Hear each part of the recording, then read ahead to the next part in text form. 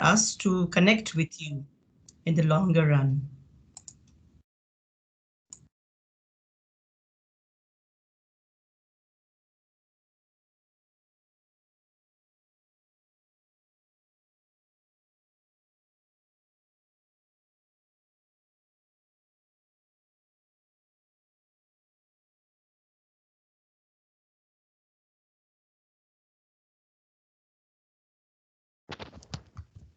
Yeah, Nishikant, please indicate if you think that we can go ahead with the session.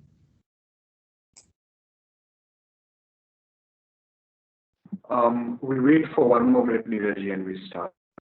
So, Neeraji, Yeah, that will be great. Okay, yes, I think so. People are joining.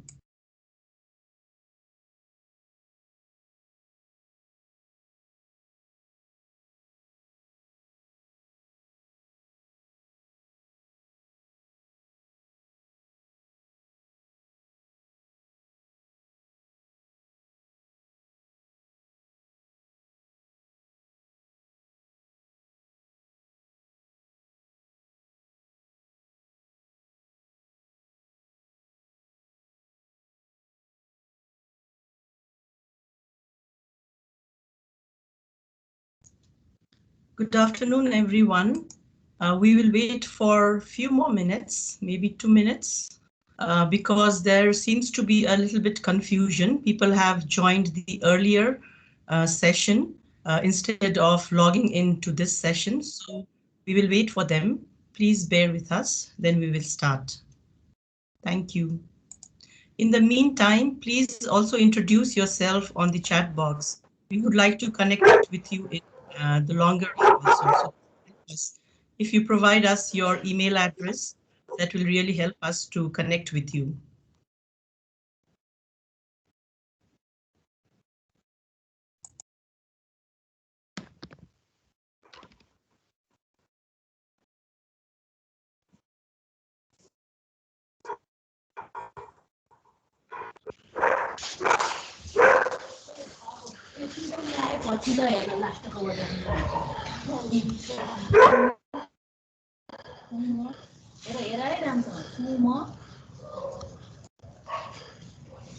Hello, everyone. Please put your microphone off. Of background noise. Please, if you have your microphone, please put it off.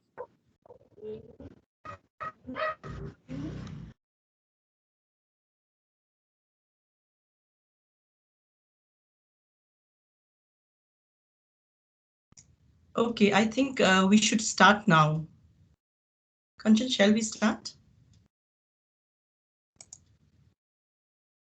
Sure, I'll unshare my screen. Yeah. Okay, good. So good afternoon, everyone. We are here after today's morning session, the opening session on KDKH, Koshi Disaster Knowledge Hub. This session is on community-based disaster risk management. I am Dr. Neera Shrestha Pradhan. I'm working as Senior Water and Adaptation Specialist at ICIMOD and also Program Coordinator as in one of the initiatives called Swarma at ICIMOD. So with me is Dr. Nishikant Gupta, Program Officer, Koshi Basin Initiative from ICIMOD, co-hosting this session.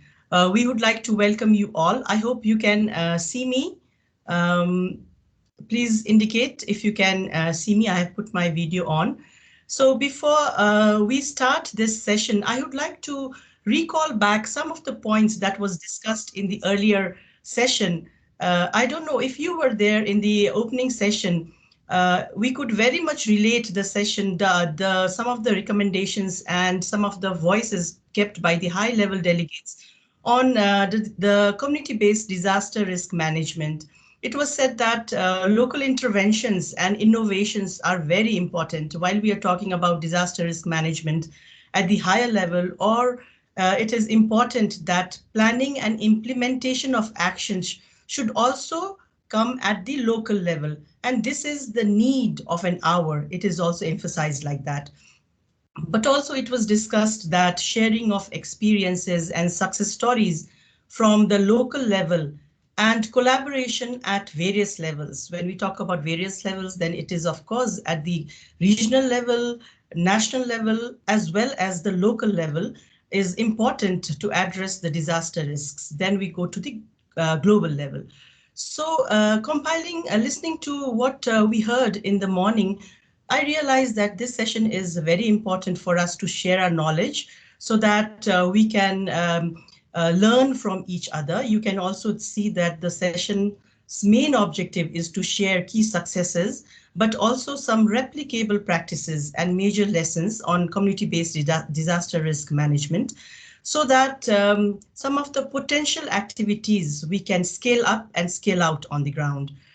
That's why we have brought in today's session not only the experiences from Koshi Basin, but also from outside, beyond the basin, so that we can learn and then implement it in the Koshi Basin.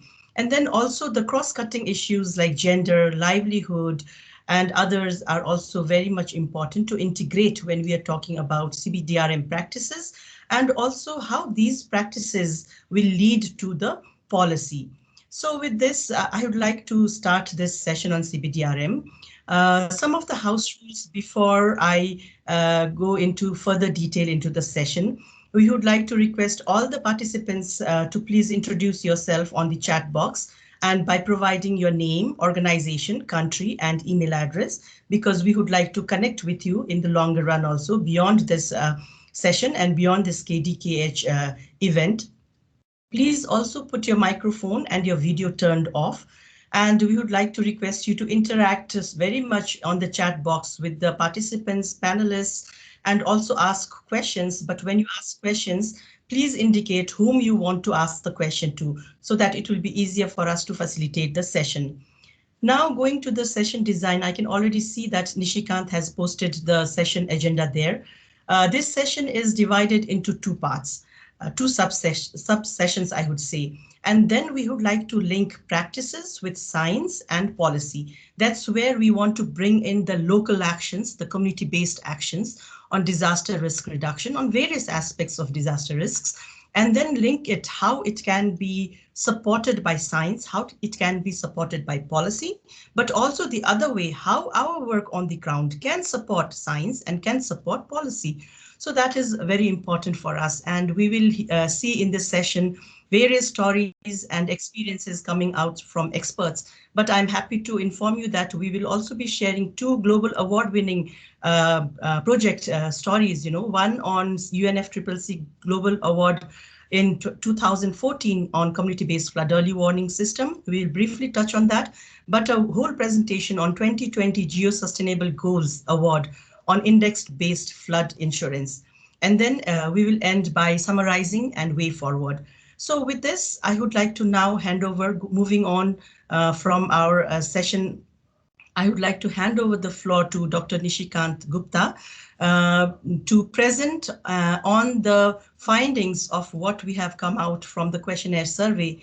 If you remember, some of you who were on the core team, we had shared a questionnaire survey on community-based disaster risk management and how policy and science can support each other. So we would like to present this very briefly, the preliminary findings, a quick discussion after that.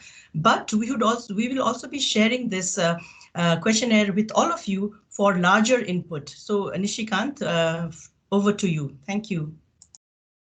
Yeah. Thank you so much, Neeraji. I'll quickly share my presentation.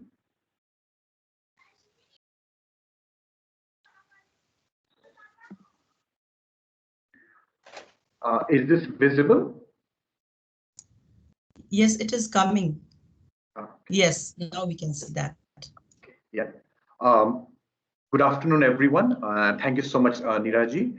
And like Neeraji mentioned, we conducted this CBDRM online survey using Google Forms. And of course, this is a very preliminary finding which I'll be presenting today. And we'll be sharing with the wider member group, and also to actually have more responses, to have more significant analysis from the data that we obtain as well.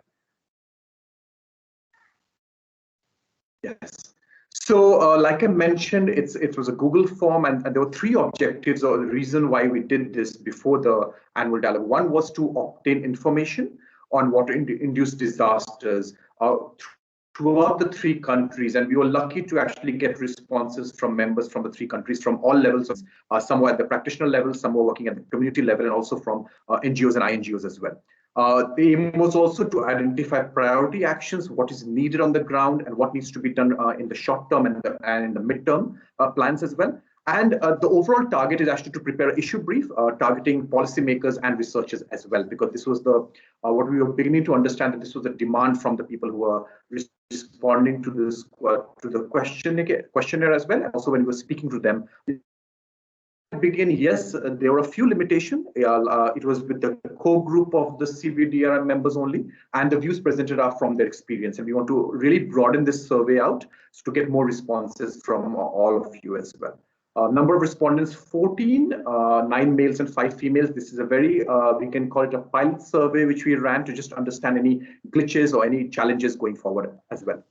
Now, what we did when we got the responses, also looked at some of the literature. What is literature saying in terms of major water-induced hazards? And now this was one of the questions we had in this presentation. At the community level, what are these hazards? And what literature was frequency of landslide, debris flow, floods is actually something which is really impacting the communities. And what our responses also showed that flood, if you look at the scale on the y-axis from low to high, and on the x-axis of the major water-induced hazards observed, flood was the one which was being mentioned by a majority of respondents, and it also was backed by our work at the grassroots level. The second question, what we then asked, we mixed it in two parts. One was, what are the key measures taken by the national or the local government to address some of these issues at the grassroots level? And what are the measures then taken by the communities, either by themselves or in collaboration with these government entities to address these issues? Now, there's some difference in the responses that we obtained. One where the national local government were using early warning systems, whether it was CB fuse or messaging services, or working closely with communities. What the communities themselves were doing is actually focusing a lot on preparedness as well. And when I say preparedness, these involve measures like, going back to this indigenous knowledge, making sure the embankments are strengthened, being prepared, well in advance that, okay, it could be a flood season this year. It was similar to the other areas. Is the safety houses, the safe houses in place? Are they properly managed for us to move out if there is a flood issue there as well? The next question, what we are asked, what is working well in terms of your response in the Kosi Basin, and what is not working well when we talk about CBDRM approaches in the Koshi, in particular the CBDRM approaches? While working well, we got community mobilization, a lot more community members and local practitioners were understanding there is time to come together to actually deal with these hazards and actually be prepared for it, be more resilient, adapt, bring in some local solutions and adapt to the floods or its droughts or its other landslides or sedimentation. And at the same time, they were struggling with technology transfer at the local level because a lot of technologies were available there, but they needed a lot more training to actually enhance their capacity to be able to utilize these training technologies. For example, if hotspots were being identified by local governments in particular community level, was it being communicated in a local language to local leaders to say, look, these are the areas might flood next year. So this is something they wanted more support with going forward in 2021. Again, what we asked was, what do you think the decision makers on the one hand should focus on to improve the CBDRM in the basin? And what should the scientists do? Because, we always talk about bridging the science policy practice gap. So what the decision makers should focus on is community involvement, like right from the very beginning of a project inception stage, get the community on board on a common platform to actually discuss and take their views on board as well. And what this would ensure is actually having ownership to any action plans or project of the area, and also ensuring its long-term sustainability in a particular location. In terms of scientists, quite a few number of people felt that research on environmental friendly practices is what the community wants to look forward to. Nature-based solutions could be one of them. And also if scientists identifying these hotspots of disasters, which is the second bar here on the graph on the right-hand side, what they wanted to say that, convey that message to us in a simple language, which is understandable by us as well. So that, again, building onto the third bar on the right-hand side was prepare local knowledge products, whether it's in Nepali, it's in Hindi, it's in Mandarin, but get that out as well for us to actually understand that one page and actually be better prepared. So We also then asked, just give us 3 key recommendations of improving CBDRM in the Koshi River Basin. And right from on the y-axis low-high scale of key recommendation to looking at the key short and midterm recommendation, what we were aware of also and what actually stood out was localized actions. There have been complaints that policymakers sitting in the center have never visited the site, but actually come up with policy plans for the particular area. For them to get to the site, have a look at the area, understand the needs and requirements of communities and local practitioners, and then develop these plans in collaboration with them was what was demanded by the community level, and also responded, also given in terms of the response by the people we reached out to this survey. Definitely research and knowledge sharing. There have been issues where they feel researchers just come, collect data, go back, publish a paper, but we don't hear anything after that. Give it back to the community, come back with the 1 page in a local language, tell them this is the findings from your area, and these are the key recommendations for you to go forward. So like I mentioned, we definitely want to now scale out this survey which we have done, actually get more response, and we really look forward to your suggestions on how this could be spread out also, and if you have any questions regarding this as well. So thank you so much. Thank you so much, Nishikant, for providing this. Okay, I think now it's okay because I was hearing my echo. Thank you, Nishikant, for providing this background. I think this is very important. And as you can see on the last slide, it mentioned from the survey also it came that localized action is very important when we are talking about disaster risk management. So that was also, again, I would like to emphasize in the morning opening session, all the high-level delegates mentioned local action. That's where it is important, if you want to really deal with the disaster management, because you can come out with the modeling results, the forecast, but unless and until it goes it trickles down at the local level and local actions are planned and accordingly implemented, and then only it can have a value of it. So I would like to request all the participants to think through it, and maybe we can go to the next subsession. But if you have any important or any urgent issues to raise here, please feel free to raise your hand, and then we can give the floor to you. Giriraj has already mentioned great summary outcome of the survey. I don't see the local climate investment on both soft and hard measures. As you mentioned, we need to add more respondent. Yes, Giriraj, I was about to come there. So what we are going to do is this questionnaire we will be sharing with all the participants here and with all the participants that will participate in the Koshi Disaster Knowledge Hub, so that we can get larger, more information, and then we will again compile it, analyze it, and compile it. So the end product of this will be an issue brief that will come out from this entire work, the questionnaire survey. And then we will come out on CBDRM, what are the issues, how science policy will support the local actions, but on the other way around, how the local actions that we are doing on the ground, already showcasing so many good works, can actually eventually support science and policy making process also. So that's where, we want to see the interface where science, policy, and practice interfaces and come out with good solutions for disaster risk management. Not keeping you longer for the next subsession, I would like to now hand over to Rajan Subedi, who will be facilitating the next subsession on science and practice. Rajan Bhai, yes, I would like to briefly introduce about yourself before I hand over to you.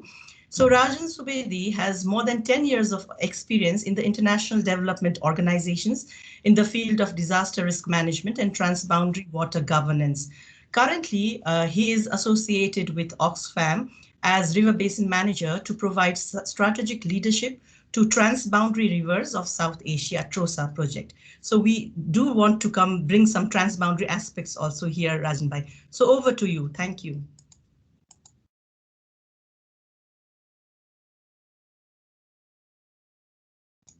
Rajan Bhai, over to you. We cannot hear you. Am I audible now? Yes, thank you. Okay. We can see you. We can. Okay, now am I audible? Yes, please go ahead. Okay, so thank you so much, Niradi, for handing over the session. So, good evening to everyone. I'm very happy to be the part of this Koshi initiative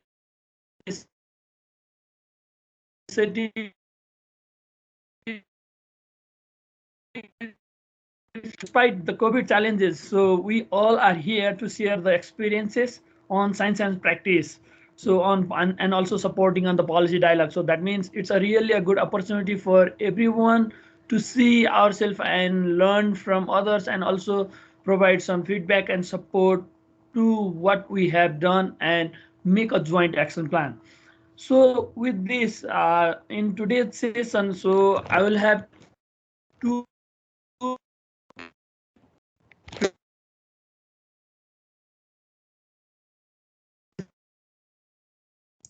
Rajan bhai, it is so in these sessions, I will citizen science approach that we have from Oxfam. So we have applied that approach in Mahakali Basin. So I will be sharing about the citizen science approach, how it is supporting uh, on the local communities, as the citizen science approach is applied in the communities in terms of transboundary water governance. So we want to see how the citizen science can contribute in transboundary water cooperations. In the meantime also, so we are working at the local level, so trying to see how it is also supporting communities on community based disaster risk management. So looking at the Mahakali Basin, a short introduction of Mahakali Basin. As you know that it is an international boundary. The river itself acts as, and it divides Uttarakhand province and Sudar Prasin province in most of the areas. And looking at the challenges or the people who are living on that basin, so they are dependent on the river and resources. So that includes the water for drinking, irrigation, and extraction of sand, recreational, and there is a cultural harmony between the communities. So looking at the context, as you see, like the same context in most of the basins. So haphazard urbanizations, haphazard infrastructure. So and there is water pollution challenges and inadequate, like shortage of irrigation water, and in terms of because of formation of mm, different structures. So like the barrage has been developed where the early warning information is not flowing from upstream to downstreams, and the biodiversity is degraded. So there is haphazard sand mining. So all these are problems. Though though we have a lot of challenges in that area, so there are treaties. Like the government of Nepal and India have the treaty. There is technical committee. Number of government dialogues is happening. There is at community level, there is cultural harmony. And if you look at like the intentions of government, both government are willing to solve a problem, but not being able to like solve the problem as planned. So we see all these problems there. So we like started to think with the community, saying why transboundary problems are increasing, why that has not been resolved in such a way. Then we thought that though there are number of research that has been done in consultation with the community, but looking at the reports that is developed from the researcher, is really difficult for community to understand. Like though they made disaster related plans, that it's really difficult for community to understand that report, um, because that has been analyzed with different technologies. So and using for hazard mapping also, so they use like different remote sensing and all other things. So it means really difficult for them to understand so how the data has been come and how that has been analyzed. Another is like when they do dialogue with the communities, so it's really difficult for both the communities, either in Nepal side or India side. It's really difficult for them to have adequate evidences. So for the effective dialogue, it's really important to have evidences. And so they said that we have a problem of like water pollution, but what type of pollution, who is polluting, and when you see the pollution. So all these are lacking in that area. Another is limited connection with researcher and community on joint knowledge production. So it means like researchers, they come in terms of like conducting research, and there is a gap between communities. The same like the problems that the community have, that has been described in a different way by the researchers, and researchers have one understanding and community have other understanding, and there is low confidence to share their problems without evidences. So while managing all these projects, then I learned that community are facing a lot of challenges while sharing their problems without the evidences. And then another most important thing is, in the past, people used to like work, and they rely with the river, looking at the clouds for the like flood that is coming. But now, because of different structure that has been made, either the road or barrages, so it's really difficult for them to understand how the river system is changing. So with this idea, so what we did is, the concept was started for transboundary water cooperation, and it's more on collecting the data on water quality, because on transboundary water cooperation, it's really difficult for the community to discuss on water sharing and other things. So it's so in terms of conservation, water conservation and water related problems, so community, they can discuss, and the local government are also willing to discuss on those issues, so that they have better understanding on water quality, waste management, and early warning systems. And they contribute to like on local government planning process based on the data. Like how they contribute is, when they go for data collections, they see that the waste is deposited nearby the river. So they click a photo, and they collect the informations in coordination with the local communities. The local community, they coordinate with the community who are living nearby. And after that,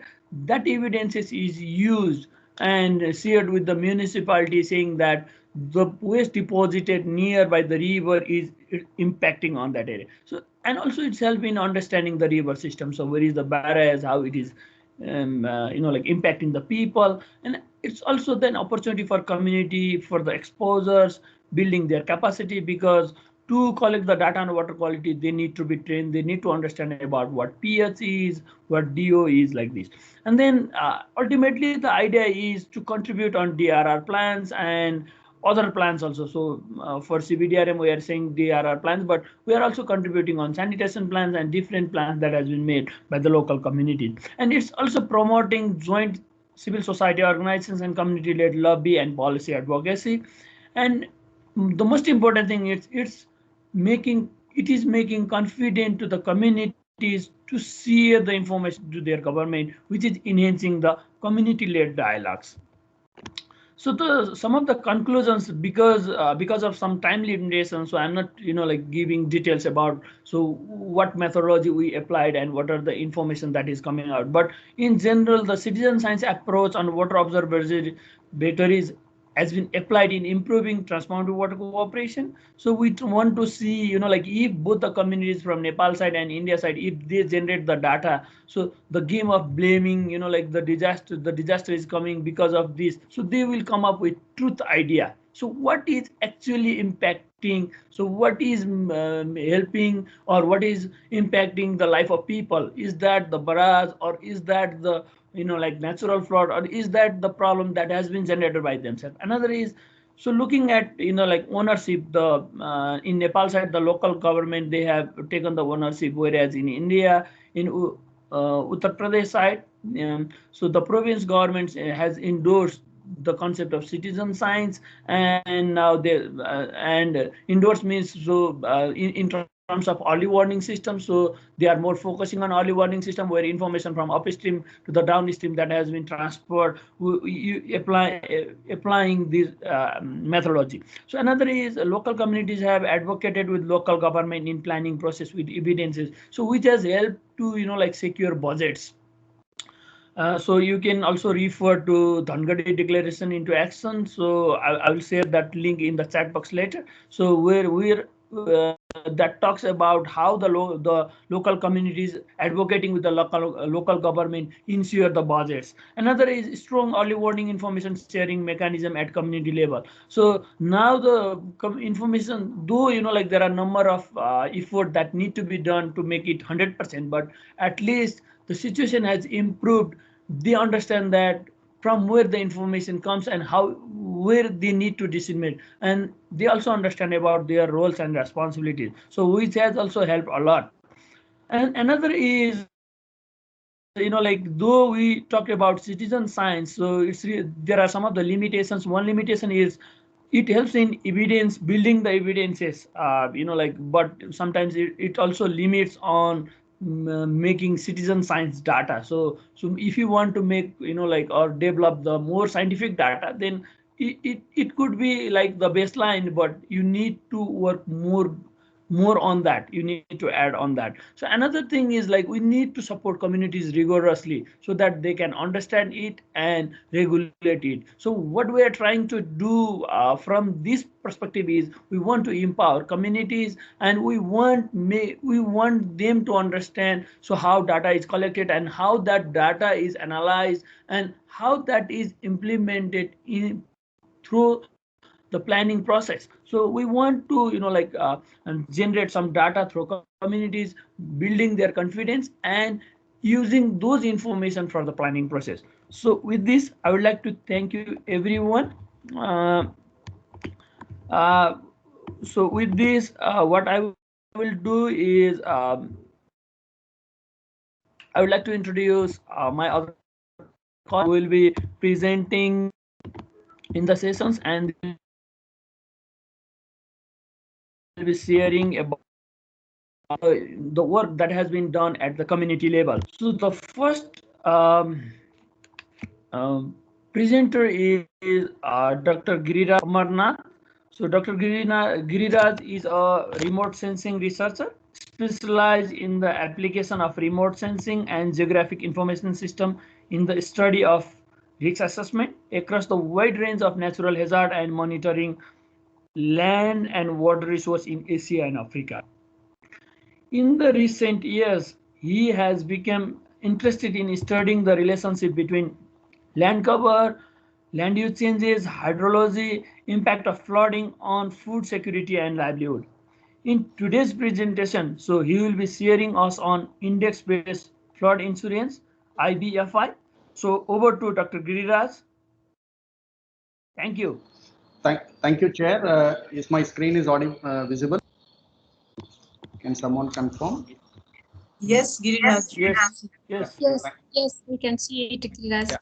Thank you so much. And it's a great honor to be in this annual dialogue of Koshi Dialogue or Koshi Knowledge Hub. And for two reasons, I'm very happy to be here. I was also a former colleague of ICIMOD, and it's very significant to contribute to this important initiative led by ICIMOD and the partners in the Koshi Basin. And also, again, I thank Neeraj for giving this opportunity to highlight what IWMI has been doing on index insurance when it comes to building resilience and flood-proofing farmers in South Asia. So briefly, I will go through the next slide. So the purpose of this particular presentation is well fit to the focus of what the facilitators have been highlighting on the importance of community resilience. Often we talk about policies and technologies are available, but when it comes to community, we have to look at the fundamental issues of resilience, whether it's through building their better housing, providing better economy, or providing better early warning systems to the countries. Like Nishikant has mentioned on the survey, what it was highlighted on the importance of what communities' needs are. So we are, this particular presentation is focusing on financial resilience. I would take three important topics here. One on how do we avoid losses and damage from climate change. We all know this particular basin is also in terms of extreme events that was highlighted, whether it is floods, landslides, or drought. And we have seen that over the years, the rising numbers of disaster loss event. And in terms of uninsured and insured losses, you can see a significant gap. And that's a focus of our work to look at bridging the gaps between the insured and uninsured losses. The second important problems today we see a lot of UN and other global agencies are deliberating on closing the adaptation gap as well. Traditionally, the global agencies have been lot focused on mitigation. You know about fossil emissions, or whether we talk about green infrastructure. Today we talk about solar is a big program globally. But again, adaptation funds are just 5% as per the UNEP. So this again shows that how do we increase the financial inclusion of communities who are affected by the systems in large, particularly the developing countries. And the third part is, while we look at funds and solutions at the community level, one could protect the insurance gap. That's the focus of this, wherein we talk about how do we bridge the gaps between the insured and uninsured losses. It can be large amount of marginal and vulnerable communities living in this region. So taking that into the aspect, we feel that the insurance product as a long recovery strategy, we could look at. Insurance cannot be just looking at today's problem. It has to look at both short and long-term climate resilience measure. And there is a study done by various reinsurance partners. If you increase 1% of insurance penetration, there can be a reduction in the disaster impact, I mean the losses of economy, by over 22%. So this is a real highlight, I would say, how countries need to focus not just on relief, but also focus on preparedness strategy in the regions where we work, including the case of Koshi Basin. And for those who are not familiar about what is parametric insurance, it is based on the independent parameters, whether it is a temperature or a wind speed or a rainfall, which you should have a historical data of over 20 to 30 years. And then you predetermine the thresholds automatically, whether it can be a triggers based on past events, and you do a lot of simulation studies to identify whether these claims are reliable, whether the loss can be captured. Again, we need to have a lot of participatory approach, what I referred as inclusion financial measures, because a farmer who was known about a 2008 flood because of the breach in Koshi led to a severe damage, both in loss of life and as well as the agriculture damage. So those evidences are very important when we define the threshold. And again, once these products are tested, there can be a lot of policies and regulatory approvals. And then it meets the customer's need, whether we are not talking about a commercial product, we are highlighting how this is beneficial for the local communities. So in order to do all this, fundamental issue is all about the quality of data. So we believe in regions where we are working in Bihar or Bangladesh, where there is a poor insurance penetration, and there is a policy level analysis is going on. How do we strengthen agriculture insurance in the wider sustainable development? So we feel that technologies like satellite data, weather station, modeling tools can immensely help the countries to fill those gaps in terms of designing a product, because insurance company needs a credible and quality data, which is again not just for a season but over the years. So that's a fundamental topic I would highlight here. And not just talking about insurance as such as a product and a technical solution, but we also need to see who we want to insure them. Is it a marginal poor communities, or we are talking about a rich farmer, or we are talking about a commercial farmers?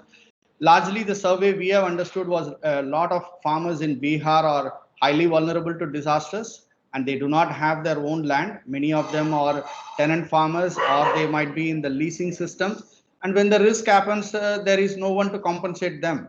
And particularly the women are highly affected, because most of the land ownership are still with men. And these are some studies where the social issues need to be better understood. And again, when we design a product, we need to look at those consideration carefully before we just design a product and roll it out. And my last message also is, we need to look at in the inclusive strategy, try to bring in more NGOs so that they have a lot of local trust and the knowledge is available.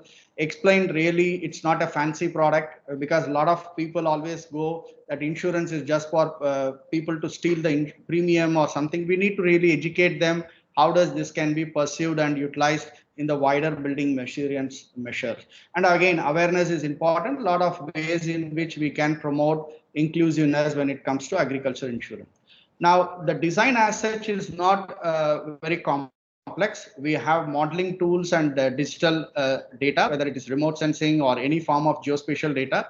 You design a product with a consideration with insurance agency, government, development banks, or any other NGOs who are part of the aggregation of this product. And so far, we have tested significantly over 7,000 households in both India and Bangladesh. And there is a lot of materials available in the YouTube as well as our success story.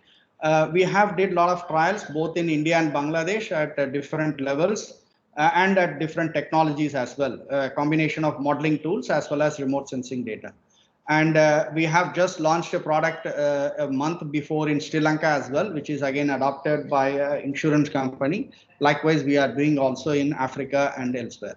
So in broadly, what does it means is you get digitally this extent of flood and its risk level, and you validate that using multiple remote sensing information to have more buy-in of the solution. And again, we have looked at even a $1 to $2 of investment per village level cost can be subsidized. It's very simple. It's not really a cost-effective. We are developing a cost-effective model, and we have seen that with the growing power of satellite data, these technologies can be scalable to benefit several millions of farmers, both in South Asia and elsewhere as well. And on this recognition, the GEO, Group of Earth Observation, have recognized the technology, how it is being validated, used by the communities and their feedback, and provided this SDG award for the climate innovation 13.1. And also, we already have a benchmark of more than 150,000 households will get benefit in 2021. There is a buy-in of a lot of private sectors on this solution. Speaking of flood insurance, I would just highlight here work done by with the Bangladesh counterpart, where we can see a claim of over 5.4 million taka was given. And during the time of COVID, people realized that what digital services we can improve. In Bangladesh, they use a bKash where the payments have been delivered directly to the farmers in mobile. So we are removing the middleman, we are removing the delays in the payment, and also efficiently these inputs can be used for the next season as well, where the people are moving to the winter crops. So this is again another testimonial of how people are taking these solutions, and they are become the next user for us, where IMI has provided a technical support to implement this. I just want to say two more slides. This is about bundling. While we talk about standalone insurance product shows a lot of credibility in terms of people's buy-in, but we also looked at farmers' preferences, where farmers would like to not just have insurance, but also bundle with seeds and climate services. So we have this prototype product done, and we call it is BIXA. What we do is we provide access to quality seeds, whether it is rice or wheat, and we provide them in a bundled bag so that the farmers go with the weedicide, with the crop advisory, and also what they are supposed to do in the coming season as well. So we provided this year roughly about 380 million wheat seeds. Quite a large quantity of seeds was provided. And again, it's not a subsidy product. Farmers buy this product on their own. And we also provide weather services directly into their WhatsApp, or in a cases where mobile services, we do have our weather station. So as you provide bundling with the credits as well as saving, fertilizers and any other input, you build the local community's resilience. That's the overall goal, what we are trying to build in our program at IMI. I would also like to just highlight it's also about transparency. So we need to provide this data digitally augmented, whether it is a satellite data, whether it is a field-based survey data, or knowing whether the claim has happened or not. So IMI is just finalizing this app called AgRise, which is again agriculture remote sensing for security and equity, which is being adopted and used by few insurance companies already. So we are looking at chain of solutions where both communities as well as the private sector should have a business model so that it will have more inclusiveness when it comes to financial resilience. So my take-home messages are here. We need to build this momentum growing when it comes to insurance as a wider spectrum of building resilience, build more public and private partnership, and also ensure that the informations are digitally available so that people can scale these technologies and bring in relevant institutions. It's not just about community and insurance company. There are a lot of institutions, whether including the Bihar State Disaster Management, Ministry of Disaster Management in Bangladesh, all they play a critical role in this. And a forum like this, providing a community of practice of ensuring these member states and the key critical partners are knowing such technology, and they are trying to scale this solution in the region wherever they work. And with that, thank you so much for giving this opportunity. Thank you, Dr. Giriraj, for sharing the interesting story from that has been conducted through, and it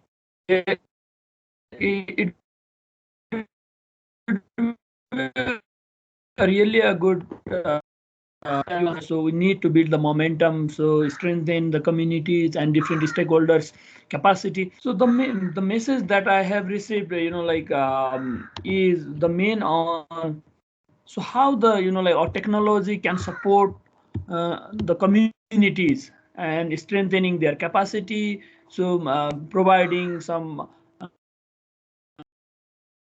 to the community. So this is, so thank you so much for sharing this the groundwork, and that is really contributing to the vulnerable communities. So with this, so I would like to request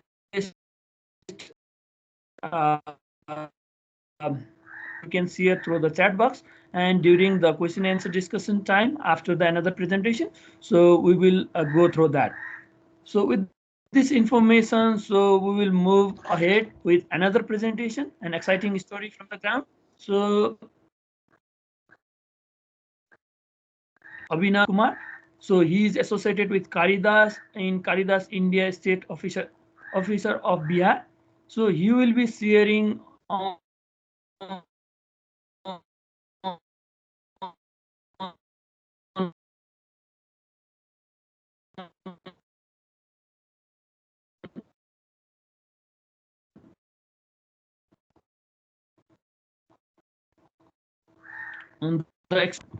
on CBDRM and nutrition.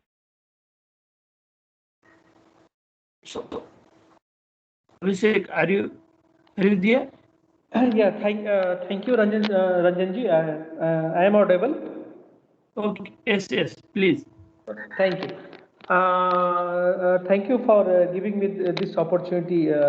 First, I would like to thank ICIMOD for organizing this important dialogue. And I would like to welcome my fellow panelists. Welcome to all and namaste. Actually, I have a couple of sharing from field on community-led disaster, risk management and nutritional challenge.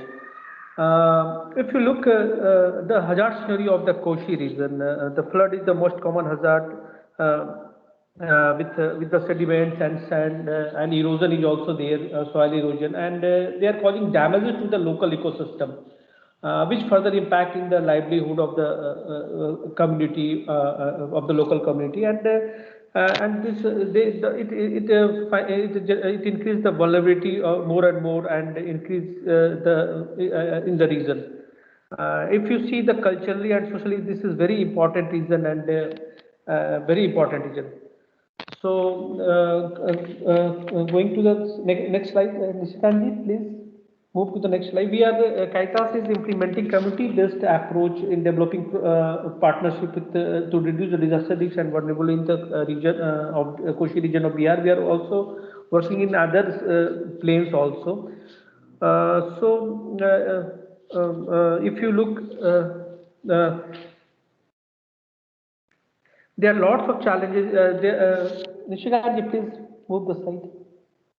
Yeah, there are so many factors that are influencing the nutritional aspect in the in our area where we are working. There are there are frequent demographic change in the floodplains. If you see, there are lots of changes happening in the landscape at the macro level.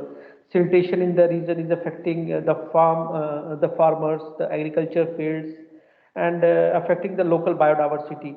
If you look at the community perspective, the community settlements in the floodplains are making them more vulnerable and more insecure in the entire region.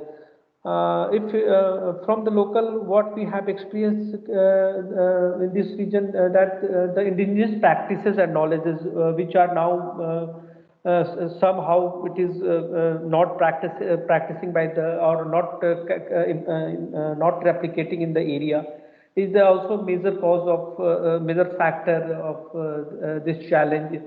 If you see this whole this region, they are rich in biodiversity, fish, fauna, and the water bodies in this area need to manage well to improve the livelihood option. There are so many opportunities in this region. What we have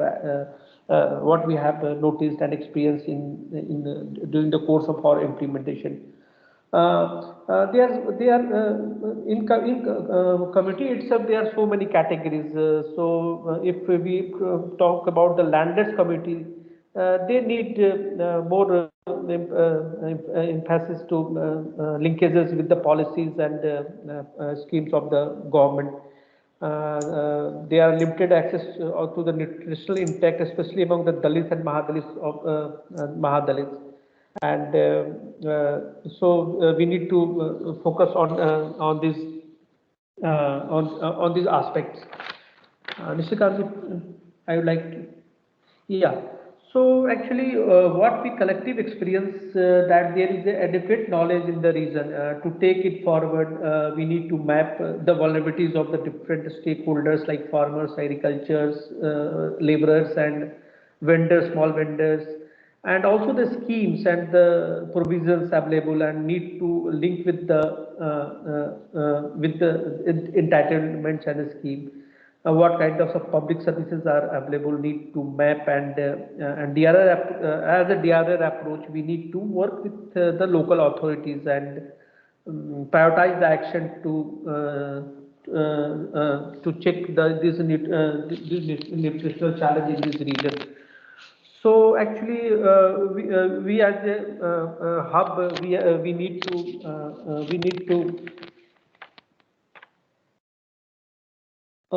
develop more and more awareness among the community, and engage dialogue with the government on planned human settlement in floodplains.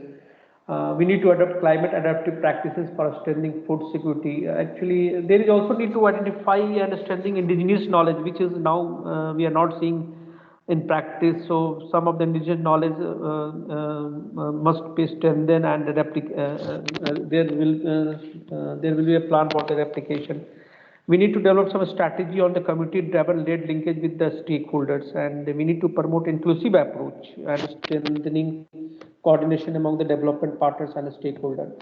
Apart from Caritas, we are actually we are practicing CBDR since long, but nutritional aspect we have also added in our DRR approach, and now we are also looking this aspect in our DRR role.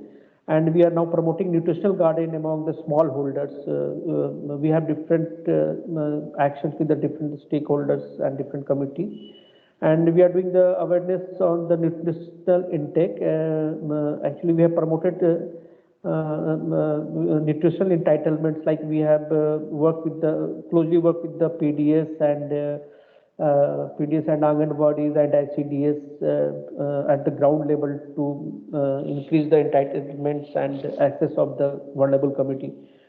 We have tried to promote some flood resilience variety like Swarna Sabwan and Rajendra Bhagwati, and with the help of agriculture universities and KBK, and trainings are going on with the farmers. And we have at ground level we have promoted seed banks actually to protect the indigenous varieties of the region. So these are some of the work that what we are doing in the region.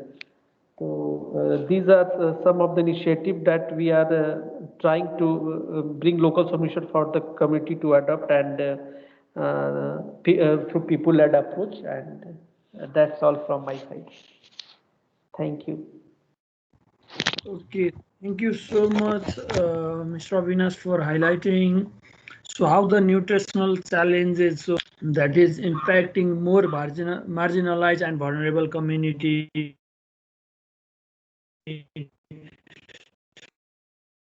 So there are a lot of like challenges and different dimensions are also there. So that is impacting the communities, and we also see a lot of opportunities where a simple technology transfer, empowering them and making awareing them, and a coordination and collaboration can really help in making a transformation. So with this, so I would like, if I don't see any questions in the chat box, so if you have any questions and if there is any pertaining questions, so you can like we can take only two to three questions only. So I see the hand from Animesh Prakash. Thank you. There are questions for Giriraj Okay. on the chat box by Aditya and Bhavani, and also one question to you by Bhavani. So I can resend it if you cannot see, but let's go with Animesh. Okay, thank you for the opportunity. So basically, very interesting presentations, all three. So this is not a question, but an observation on Giriraj's very interesting, presentation on the risk insurance. And Girirajji, you did mention that there are whole group of community out there who are left out of the domain of insurance and risk transfer schemes, because the basis of risk transfer scheme is ownership of assets, and lease farmers and tenant farmers are always the ones who are missed out from these schemes. So considering the future risk and also our observation also in the field, we see that this is indeed a catastrophic to a great extent. We see that it is actually impacting people, and the reflection is also seen in relief entitlements and other policies, which is also again based on ownership of assets. So I see that there is a great possibility where if we can raise these points out, and how we can make the whole risk transfer schemes more and more inclusive to reach out better for these people who are left out. So that is what I wanted to share. Thank you. Okay, thank you so much for the question. So Giriraj, so can you reply? Yeah. If you have any. There are questions for you, Giriraj, on the chat box also. You can also include. One second. Yes, thanks, Chair. And to begin with the Animesh question or the remarks, yes, we fully agree that when we are bringing up such technologies at a community level, what ideally is important is to build a participatory approach. We have worked with a few NGOs in Bihar and also worked with the social institutions there to understand what kind of choice, I mean, basically through a choice experiment, one could come up with what are the farmers' preferences. And there is a quite distinct changes or the observations comes from between men and women farmers. Men farmers generally look at the income or overall securing the risk through the index insurance. Women farmers largely comes with what could be the daily recoveries or the daily incentives one could able to come up with just after the flood losses. So they look at more post-flood management strategy. But in the case of male farmers, they look at more of income production, safeguarding the climate risk. So there are divergence inputs comes from, and you are right that the landless farmers, the tenant farmers are a big challenge in, particularly in the eastern India in large, or the eastern Ganges basin, I would say. But what increasingly now we are educating farmers is those who do not have access to I mean, the legal papers or anything, they go with MFI, and the MFI comes with a very high burden of their loan cost. And the second issues comes with they only do the life insurance. So crops or the flood, those are going to get affected. There is never been an insurance for them. And the Prime Minister Crop Insurance Scheme that exists in India for close to 3+4, it is a quite a good upgrading in terms of the technology using and validating at a crop cutting experiment. But often these are transboundary issues. So in recent years, if we look at Bihar, there is a lower average rainfall is happening in Bihar, even in a wet zone. And again, weather stations cannot provide such information explaining the impact of flood disasters. Maybe the Bagmati might be releasing a lot of water, or Koshi might be releasing a lot of flows in the downstream catchment. And you need to have some technology that can really have buy-in for the communities itself. So we believe the index-based flood insurance, whatever we have done so far, have a lot of buy-in. And again, we are looking at already a agri startup, the local seed companies. There are a lot of aggregation is already happening. So again, we need to build more trust, and it won't come in a couple of years during the start of the project. But I think over years, this will gain momentum, and farmers knows that their capital inputs to the crop is always higher. And if we come with some technologies that can quantify those risks and compensate those losses, I think there will be a win-win opportunities for the consortium, what I'm discussing about, whether it's a government agency, whether it's a public or the local NGOs. And I have seen the response to, I mean, the questions raised by Aditya and also from Bhavani. So in regard to Aditya's comment is, yes, we have kept some cutoff as well for women farmers. So what we do is, in all the programs we do, whether it is the index-based flood insurance or bundling, we say 50% of the women are eligible for this product. There is no male-dominated system of product buy-in will be there. And again, we also ensure that most of the farmers today have access to bank account or a mobile bank services. So that's one way where we can bring in more women farmers. And the second, it doesn't need to be estimate the loss at the field level, because we use the modeling tools, the observed water level at a field level. And again, we get it on a near real-time basis, and then we use the satellite data. So compared to other weather index insurance product where they need to wait at the end of the season, where it is affected by pest or any diseases, in our case, it's about pre-monsoon, during monsoon, and post-monsoon. We capture the extent and the damage of the flooding extent, and then we provide the compensation at the September or in the month of October. And I think buy-in is already there. We work with Bihar, we work with WRMS, we work with SkyMed, Gram Cover. There are a number of people who are working with us, and including the insurance company itself. So we do work with Pusa Agriculture University. We work with ICAR. We are the strategic partner with us. So the delivery system is already there in terms of seeing the roadmap and the impact pathways on how financial resilience are very important through the risk measures like insurance products. And my last comment for response to Bhavani was is how which administrator will be gathering and disseminating. So what happens is that in these communities where we talk about, there is not even a weather station exists. So we are using a combination of a minimum weather station from Indian Met Department, and also we collected from IMI Nepal office to get the Nepal weather station data. We established this model, and again these local weather stations have been established, and the school teacher is recording the water level, the rainfall data. So we want to build more capacity development, not just for the researchers like me, but also ensure the local system is getting enhanced through this series of program. And the app what we develop is mainly for high-level policymakers to understand the levels of risk is happening, so that they are ready to pay a right kind of link that comes from the system.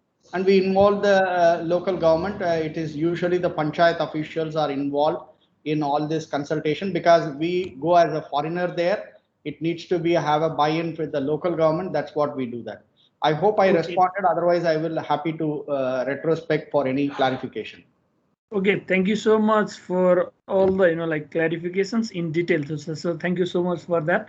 So Dr. Giriraj, so Nirati, so I could not like see the questions on the chat box. Maybe some technical problem. So can you just like read the questions to me? So to you, Rajan Bhai from Bhavani, is good to learn about citizen science approach. What about the incentives and sustainability after the project? Maybe in 1 minute, if you can answer, because then we have to go to the next subsection. Yeah. So thank you so much, Nirati. As we are like running out of time. So in terms of like sustainability, the project has established women empowerment centers. Like there are women empowerment centers, so that has been established at the community level, and now they have been registered with the local government. So they are supporting the local government, and the sustainability plan has been developed of these women empowerment centers, and the women of that empowerment centers, they have been capacitated, and now they are running the test, so with their own effort. And only the thing we are looking at is on the budget, and in through the local planning process. So most of the municipalities and rural municipalities, they have like shared that they will commit the budget, and with that, so that will be regulated. And another thing is that will be linked with the policies, so that means local level policies, so which will also help to continue all these tests. So thank you so much.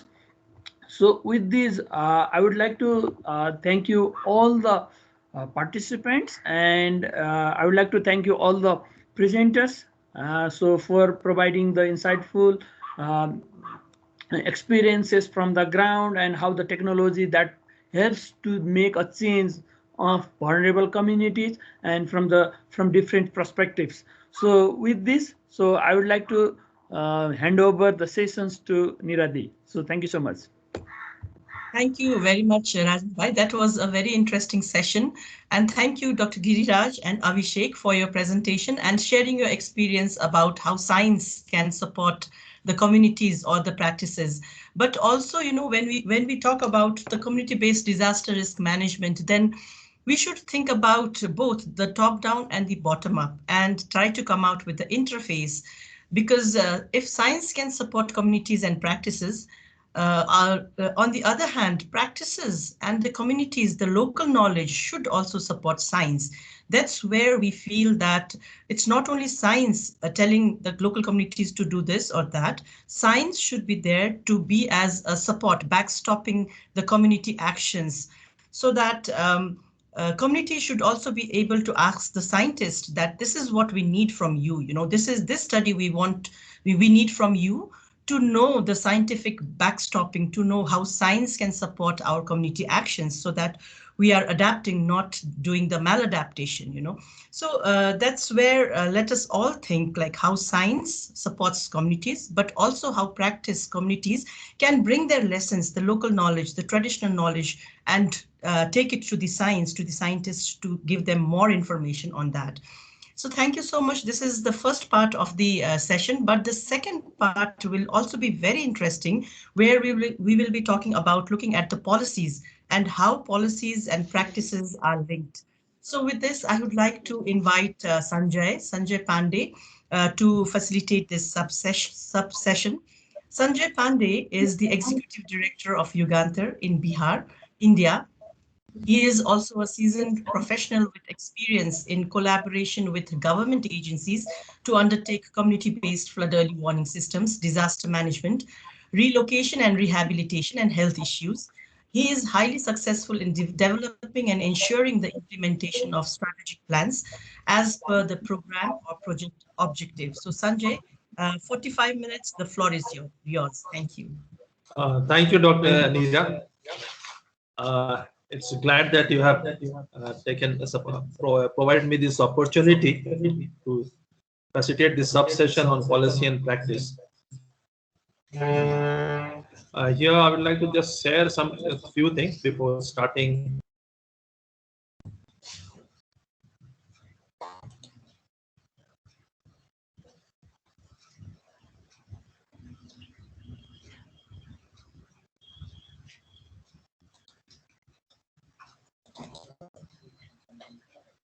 Sanjay, are you there? Yeah, I'm Animesh, here. you I'm are here. I'm just opening. the previous session. Just So if you give can me a put your minute. hands up. Animesh, if you can put your hands up. If Nisikant, I believe he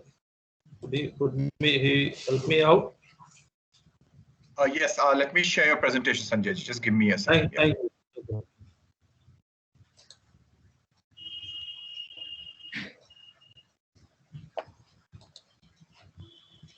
Can you see it? Yeah, that's okay. Thank you. Thank you. Yes. Thank you. Today's subsession is on this thing, policy and practices. And the fundamental thing is that what is disaster risk reduction and why is it that? So the national policy itself is for fundamental right, is a fundamental right of every citizen to rescue, relief, and rehabilitation. Sanjay, you are echoing. Maybe is there any other device that you have put it on? Let me put it out, maybe. Is it okay now? It seems okay. Please carry on. Okay, let me look. Yeah. I will put off my speaker, so I think. Yeah. So to start again, policy and practice, the fundamental policy of every state. And here, when we speak about the Koshi Basin, it is the national countries of India, Nepal, and China. The fundamental right of every citizen is right to rescue, relief, and rehabilitation. And one should be reminded that for any good governance, a good policy is very much important. In fact, it is said that good policy framework are roads to good governance system, which makes transparent, inclusive, collective, and efficient mechanism for disaster risk reduction and establish a culture of holistic disaster preparedness. In this aspect, to be brief, I would say Government of India had set up a Disaster Management Act in 2005, which is quite holistic and an evolving thing, and in which the vision of the Government of India is that the national vision is to build a safer, disaster resilient India by developing a holistic, proactive, multi-disaster, technology-driven strategy for disaster management. This will be achieved through a culture of prevention, mitigation, preparedness to reduce the impact of disaster on people. And here we should be reminded that the entire process will be center stage, the community, and will be provided momentum and sustenance through the collective efforts of all government agencies supported by the NGOs. Nisikantji, would you just pull up one or two more slides up? One more. One more, sir. One more, sir. One more. Next. Just back. Yeah. Little back. Back, sir. Nisikantji. Yeah. Back. Yeah. This one. Yeah. And for the resilience of any, just I wanted to speak here that policy and practice, and the resilience is important. And for any resilience, sir. One more. Next, sir, Nisikantji. Next.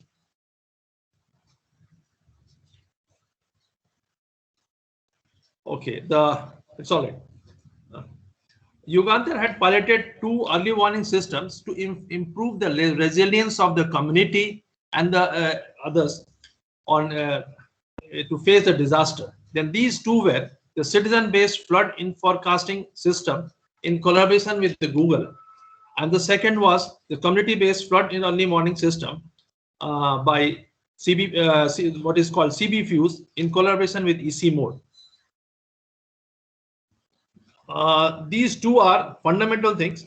In the one, first I would like to tell you something about the citizen-based flood information center that is set up by that is being piloted. It was piloted in one of the districts of Bihar in Patna, and later on this year in 2020,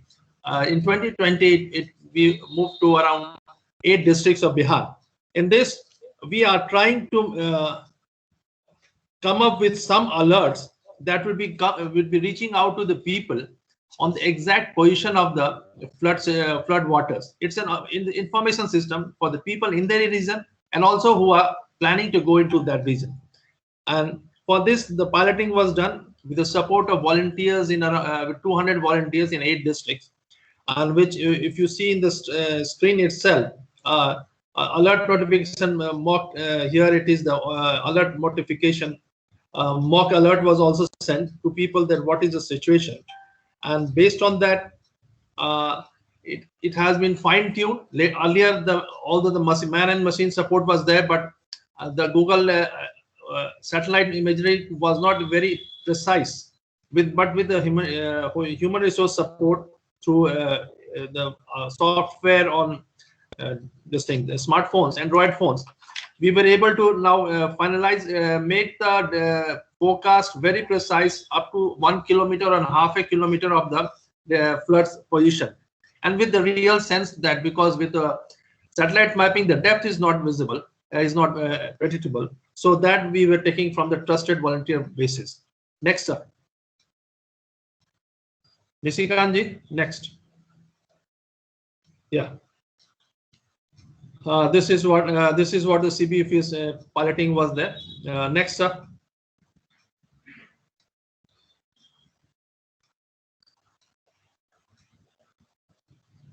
Coming to the other one, that is on the community-based flood early warning system that was initially piloted in a couple of years back, probably in 2017, in one of the rivers, trans-border rivers of India and Nepal. And most of this has been done on the flash flood-prone rivers. The Rato River, it was done. In the downstream, it was in the Vita mode in Indian side, and in the upstream, it was Bardibas and Sarpallo, the same river. The piloting had helped the people understand and have faith in the early warning system, and they were able to achieve and get around 6 to 8 hours of lead time of warning for them to move out to safe places. And the community-based flood early warning system, compared to the earlier what we're saying, or citizen-based early warning system, has one major benefit is that here it is not just early warning system, just information of the early warning, but also capacity building of the local community where the warning is being given, and how to respond to these warnings, how to be prepared to these warnings, to various linkages with the local authorities on training and capacity building, on search and rescue, on first aid, on shelter management. These all things were done, and how to disseminate that information to the last mile, the last person. And here I would like to say that in the very first year in 2017, around 17 children were saved from being drowned because the downstream people in Rato River in India got an information about 6 hours prior to the floods reaching their place from the community at the upstream, in the Bardibas on the Nepal side. And thanks to the community in the Nepal side, they were able to receive this information and were able to pull out 17 children out of the water they were playing, where water was very less in the river, and suddenly it was flooded. So the local people are very happy and were very obliged to the upstream people, although they have a very good relationships and a working relation with the upstream people. But this has also brought them a good, strong bonding, has improved the bonding. And coming to the policy part, there are two parts in policy and practice. One is one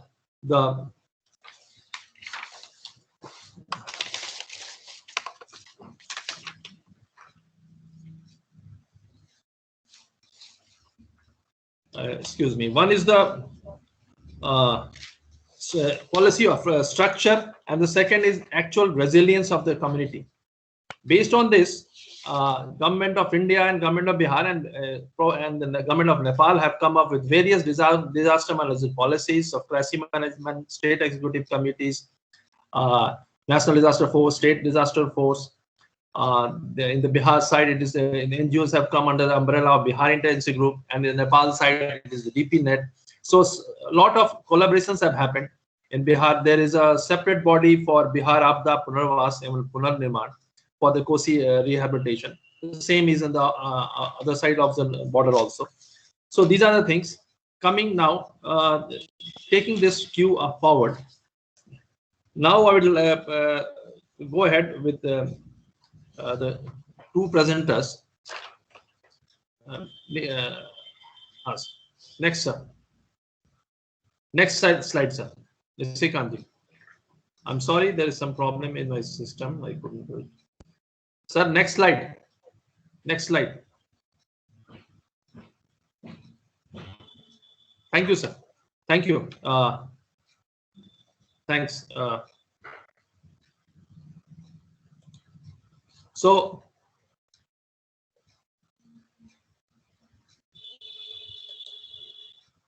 now I would like to invite the two presenters for their presentation.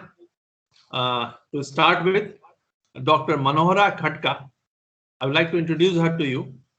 She is the country representative at the International Water Management Institute, Nepal. She brings over 25 years of experience in research, policy and programs, management of water resources, climate change, natural resource management and rural livelihood in the Hindu Kush Himalaya regions, including Nepal, definitely. She is Dr. Manohara Khadka is doing research in the field of water, natural resource management, climate change, disaster risk management from policy, governance, gender and social inclusion lens. In all the lenses, she is working on that. Dr. Manohara Khadka, please, with your presentation. Thank you, Sanjay. Can you see my PowerPoint slide? I think, yeah, we can see your slide. We can see your slide. Just a minute, how do you do?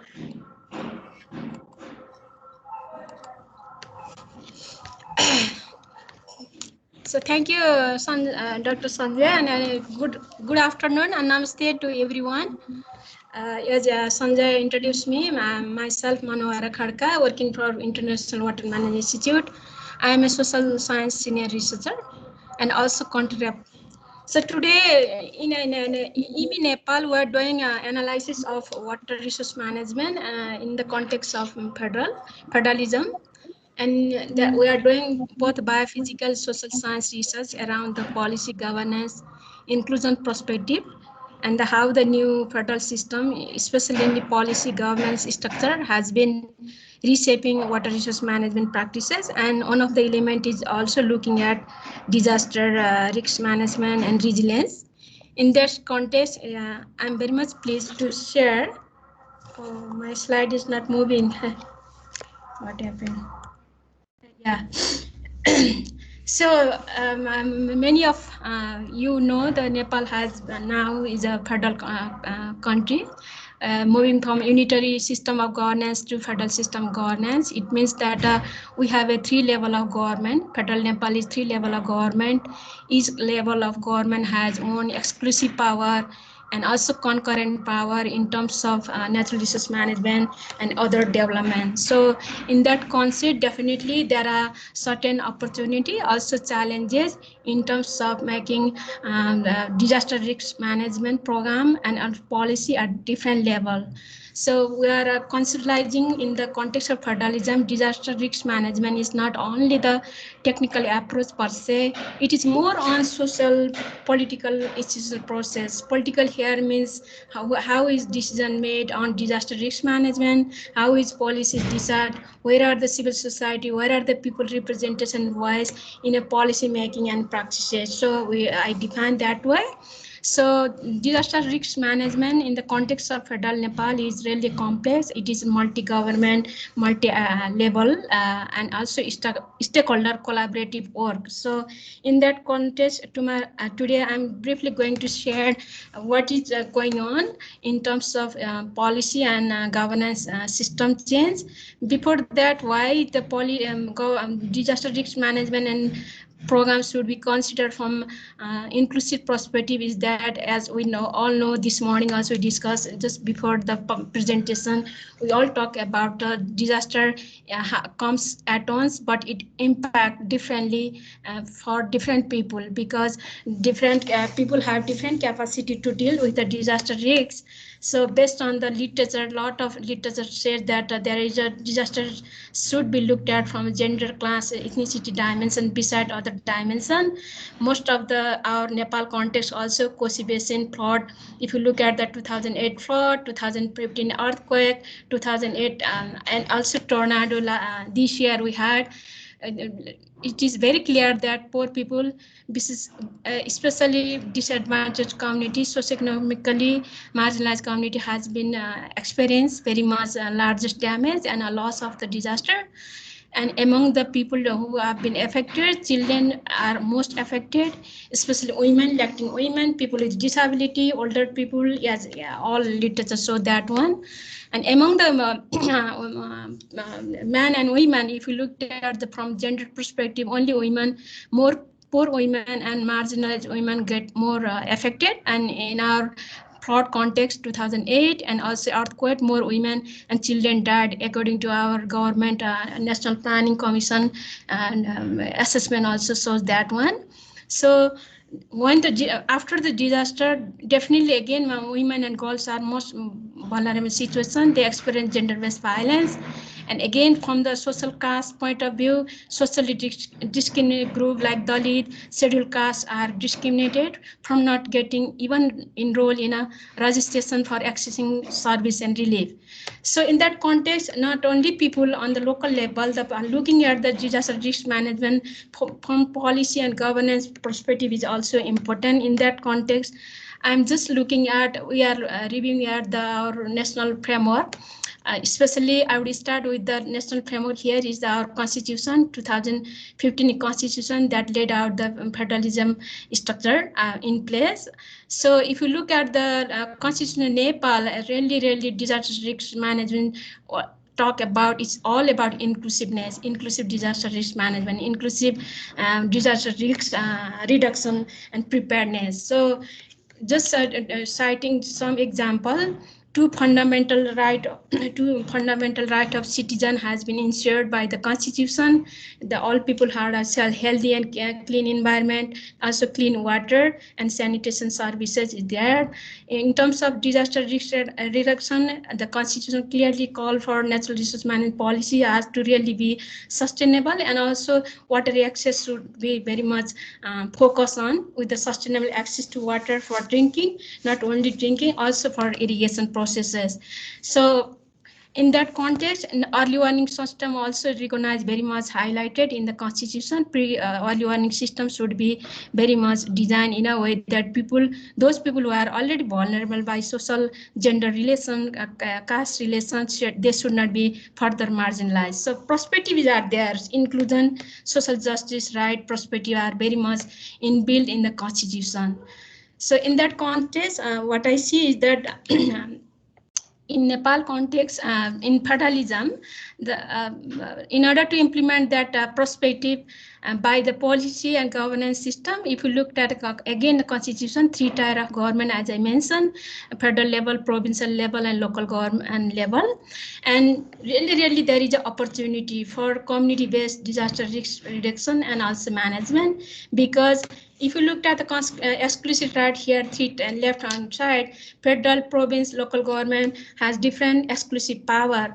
If you look at local government only, disaster risk management, disaster management in exclusive right and power of local government. What does it mean? It means that the local government, we have a 753 local government. This government can prepare policy, plan, law, legislation, standard related to disaster risk management. So how to enable local government to implement this kind of power is also an opportunity. Although the disaster risk management also cross-cut as a concurrent power with the federal and between the federal and province level, and also 3 level of government. There are concurrent right, but also there is exclusive right. What I am trying to say here is that really they devolved the function and responsibility for community-driven or locally driven disaster risk management in Nepal context has been devolved to the local government, local level. At the same way, if we looked at the multi-actor, I mean multi-stakeholder, this morning session was very much interesting because disaster risk reduction is not only one entity, and this multi-sector, multi-scale, multi-actor. So just looking at this figure, like as I mentioned earlier, we have 3 levels of government. Each level has a different sector line ministry, and the Ministry of Home is a very key ministry for the disaster portfolio, and there are also water-induced disaster merged portfolio with the Ministry of Energy and Water Resource Irrigation. There are other sectoral agencies which also have some sort of direct, indirect function on disaster risk management. This is federal level.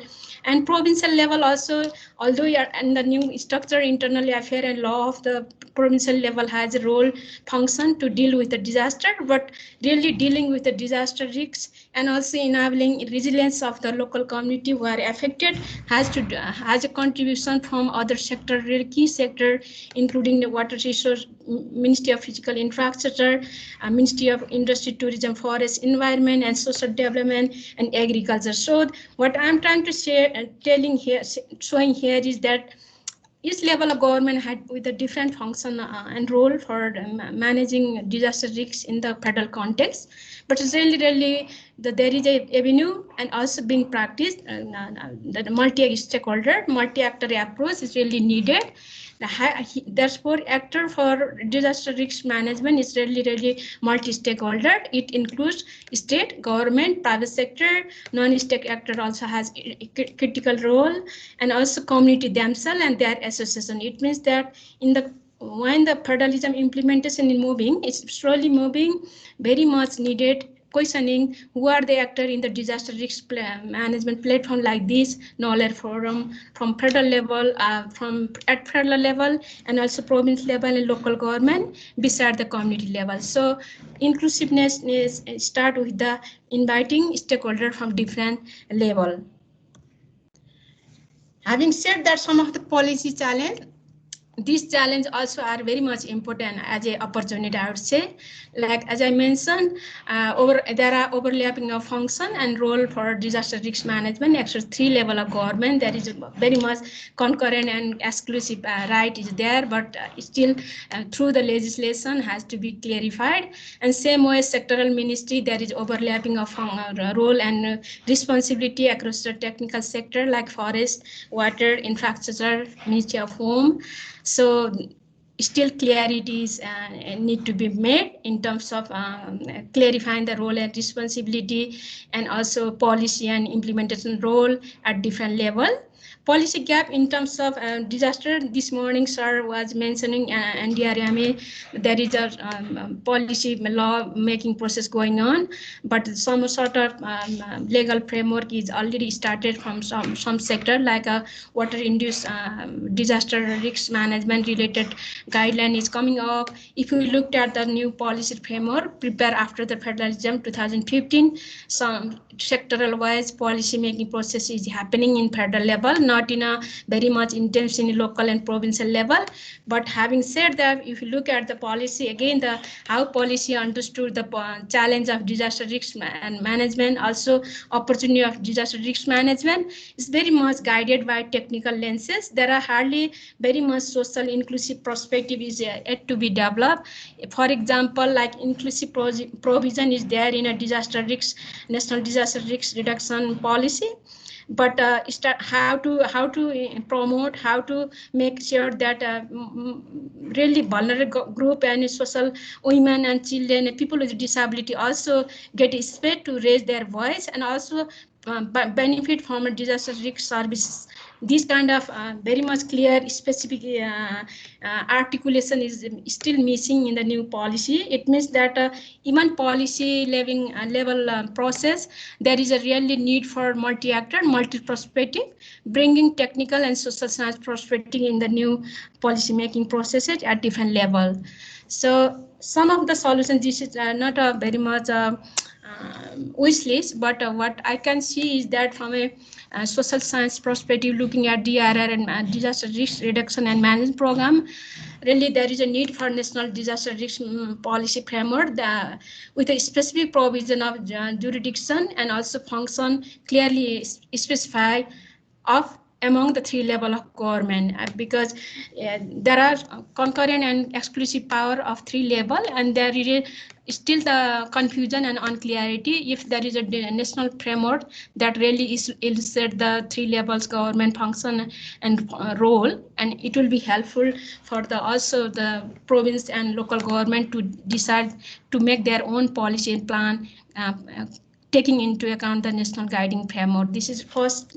And second is that enabling environment, because local government, as I mentioned, really have a power, more function and role in terms of local development, including irrigation, water resource management, water supply, agriculture. So looking at the water as a part of resilient building and provide technical capacity is really needed, because even that concept of disaster risk management is not coming as a priority.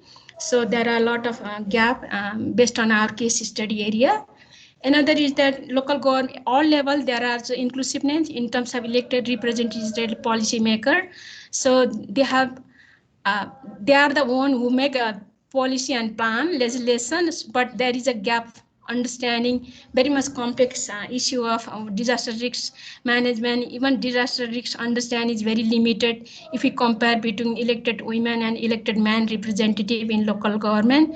So there is really the need for enabling them to understand through the science, through the evidence, making them able to understand what the water risks associated with the water, disaster, climate change in their area, what they need to focus.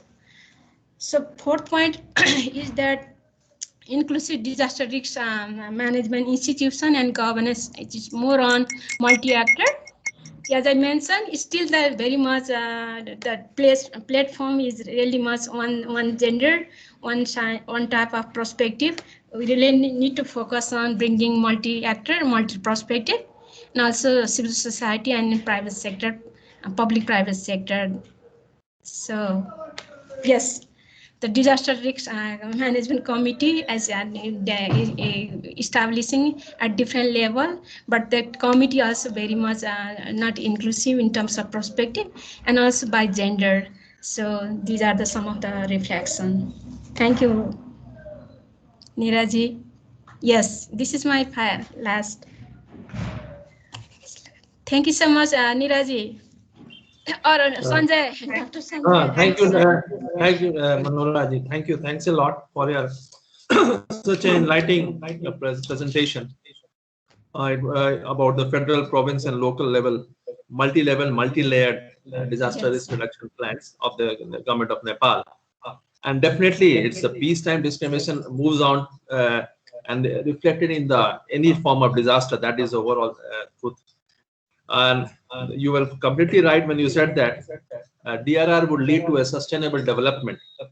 And with this note, I would like to now call for the next presenter, Mr. Animesh Prakash.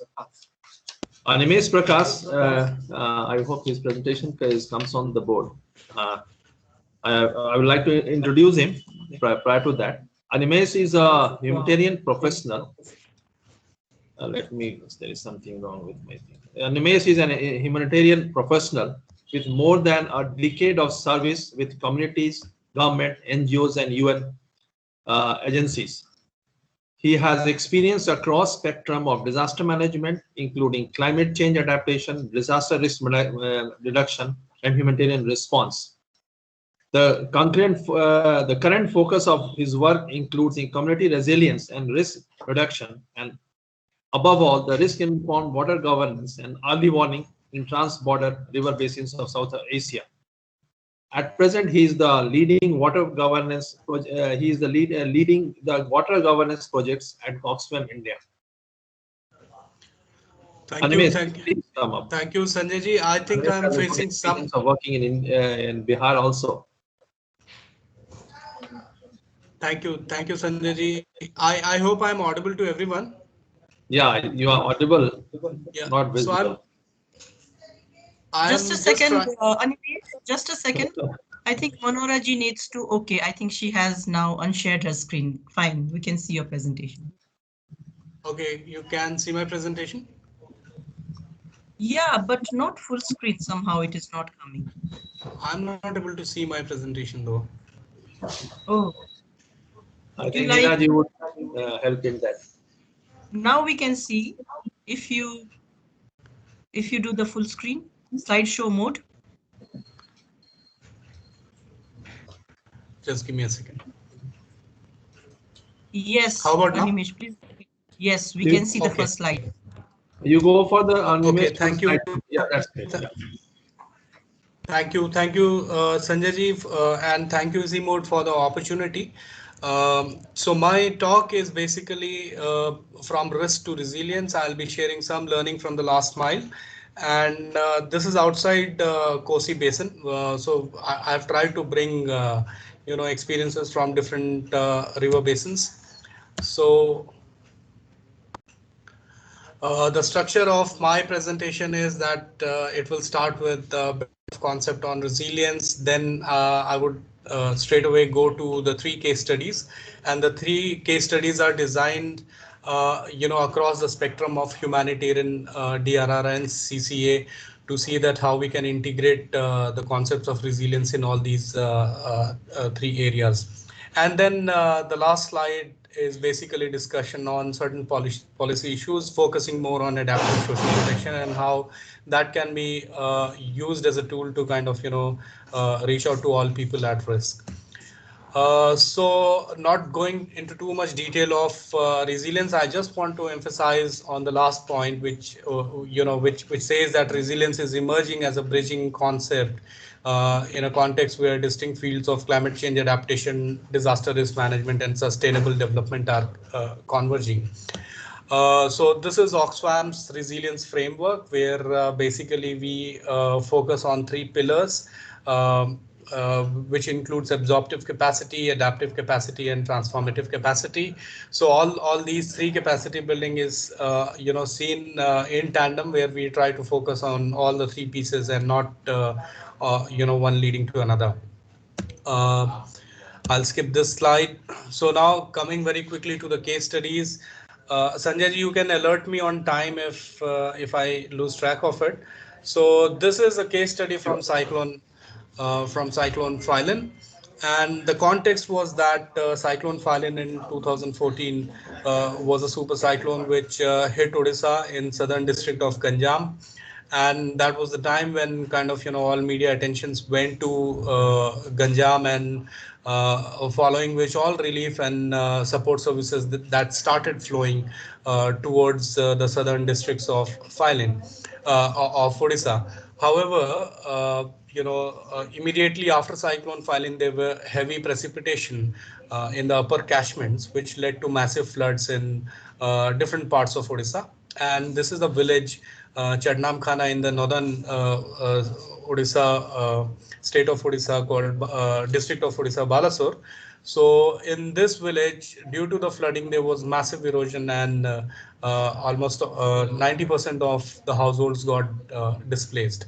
Now the disparity of relief intervention was so high that at the same time when there were similar communities which were affected in floods, were not getting adequate relief support, while all relief support were getting diverted to the southern districts of communities affected by filing.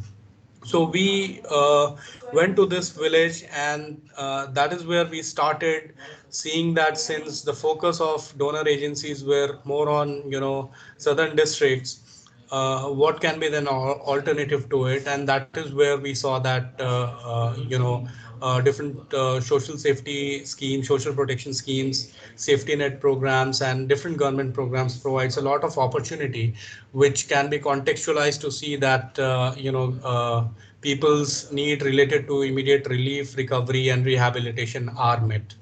So we started this approach of engaging with the community, coming up with disaster management plans, then helping them to mobilize, to kind of, engage with different line departments. And then they started identifying their, kind of, the biggest threats and how they can prevent those risks and all.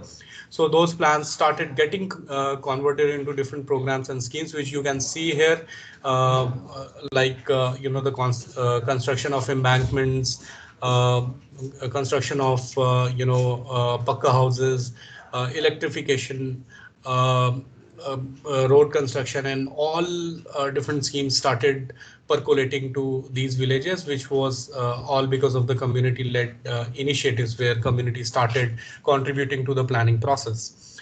Now, this was indeed very good and motivating for us, but the similar approach could not work in a different village, which was few kilometers from the same area, and this was a tribal village where they adopted the same process where they had they had come up with a plan where they would improve the drainage system, and from the earthwork they would try to raise the plinth of their household. So this was a simple plan, but when they started taking this plan to the GPDP, they were told that they were living on an encroached forest land, and these were the tribal people who were living there for generations. So we looked into forest right acts and could look into the different provisions which were there available for them. So this led to organizing a workshop on their land rights entitlement, and following which we engaged with local officials, and the whole settlement could then get land rights. And once they got the land rights, then their disaster management plan were easily integrated in GPDP. As a result, you see that how people could execute their village plan to reduce their risk. So these are cases where we saw that reducing underlying risk factors are possible when we try to mainstream disaster risk reduction in the normal development processes. And it also has tremendous potential when it comes to use social safety nets and social protection schemes for recovery rehabilitation as well. Now this is another example from Odisha, where the context is that these villages are very close to Chilka Lake and the coastal area, and basically a farming belt. So due to excessive extraction of groundwater, salinity ingress is quite high in that region, which has contaminated the groundwater water resources, making it extremely saline. So as a result, these villagers were forced to shift to a surface water sources like ponds and rivers for their all water needs, which led to catastrophic levels of waterborne diseases in that region. And as a result, people were quite sick. This is also the area which is during floods, gets inundated for more than 2 months or so. So we went to that village with an objective that how we can shift the whole village to a safer medium of drinking water source. And in this case, which was a groundwater source for us. So we tried looking into the solution of addressing the salinity and ion contamination, which were pushing people to the surface, to a much dangerous surface water sources in a context where open defecation was quite prevalent. So these are certain solutions which we implemented there. This is the iron removal plant. This is again a flood proof pond sand filtration plant in area which is inundated for 60 days or more.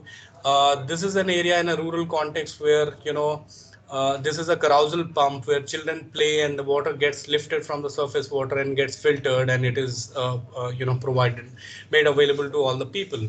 And then looking into alternative sources of energy like renewable energy, solar panels and carousel pump that made ensured consistent access of drinking water to all the people in that region. So we were able to kind of address the immediate risk. However, the underlying factor of salinity ingress and all was something which is still unmet there, which would require a larger strategy of integrating concepts of climate change adaptation in the larger development program. So as this graph shows that how there was substantial reduction in diseases instance of diseases from these villages immediately after the intervention were implemented. Now coming to a third case study. Sanjay ji, I have time, I guess. Animesh, if you can quickly wrap up. Yeah, very quickly, I'll touch base on this. So this is on triple nexus approach, which we adopted on one of the transboundary rivers in Bhutan and India. And we were working in a region where flood has devastated upstream Bhutanese community. As a result, some structural measures were being taken on the river basin, which would have threatened the livelihood of downstream farmers. So transboundary engagement and cooperation started in that region, and we saw that border communities could come together to maintain the irrigation channel on which livelihood of the farmers depend. And this is also the region which was severely affected by conflict for years together. But these initiatives actually brought different communities together on shared waters, and we saw a great cooperation that emerged from there. So this cooperation led the basis of strengthening early warning systems there, and we saw that in 2018-19 floods, 2020 floods also, these information systems and these network channels had significantly benefited people in the downstream communities, which was picked up by different media houses, and it was kind of celebrated as one of a very good case studies in that region. And motivated by this cooperation on early warning, communities from both Bhutan and India, they came together to kind of agree on certain commitments, which we know as Kokrajhar Call for Action. There are 7 areas. I'll not go into details of it.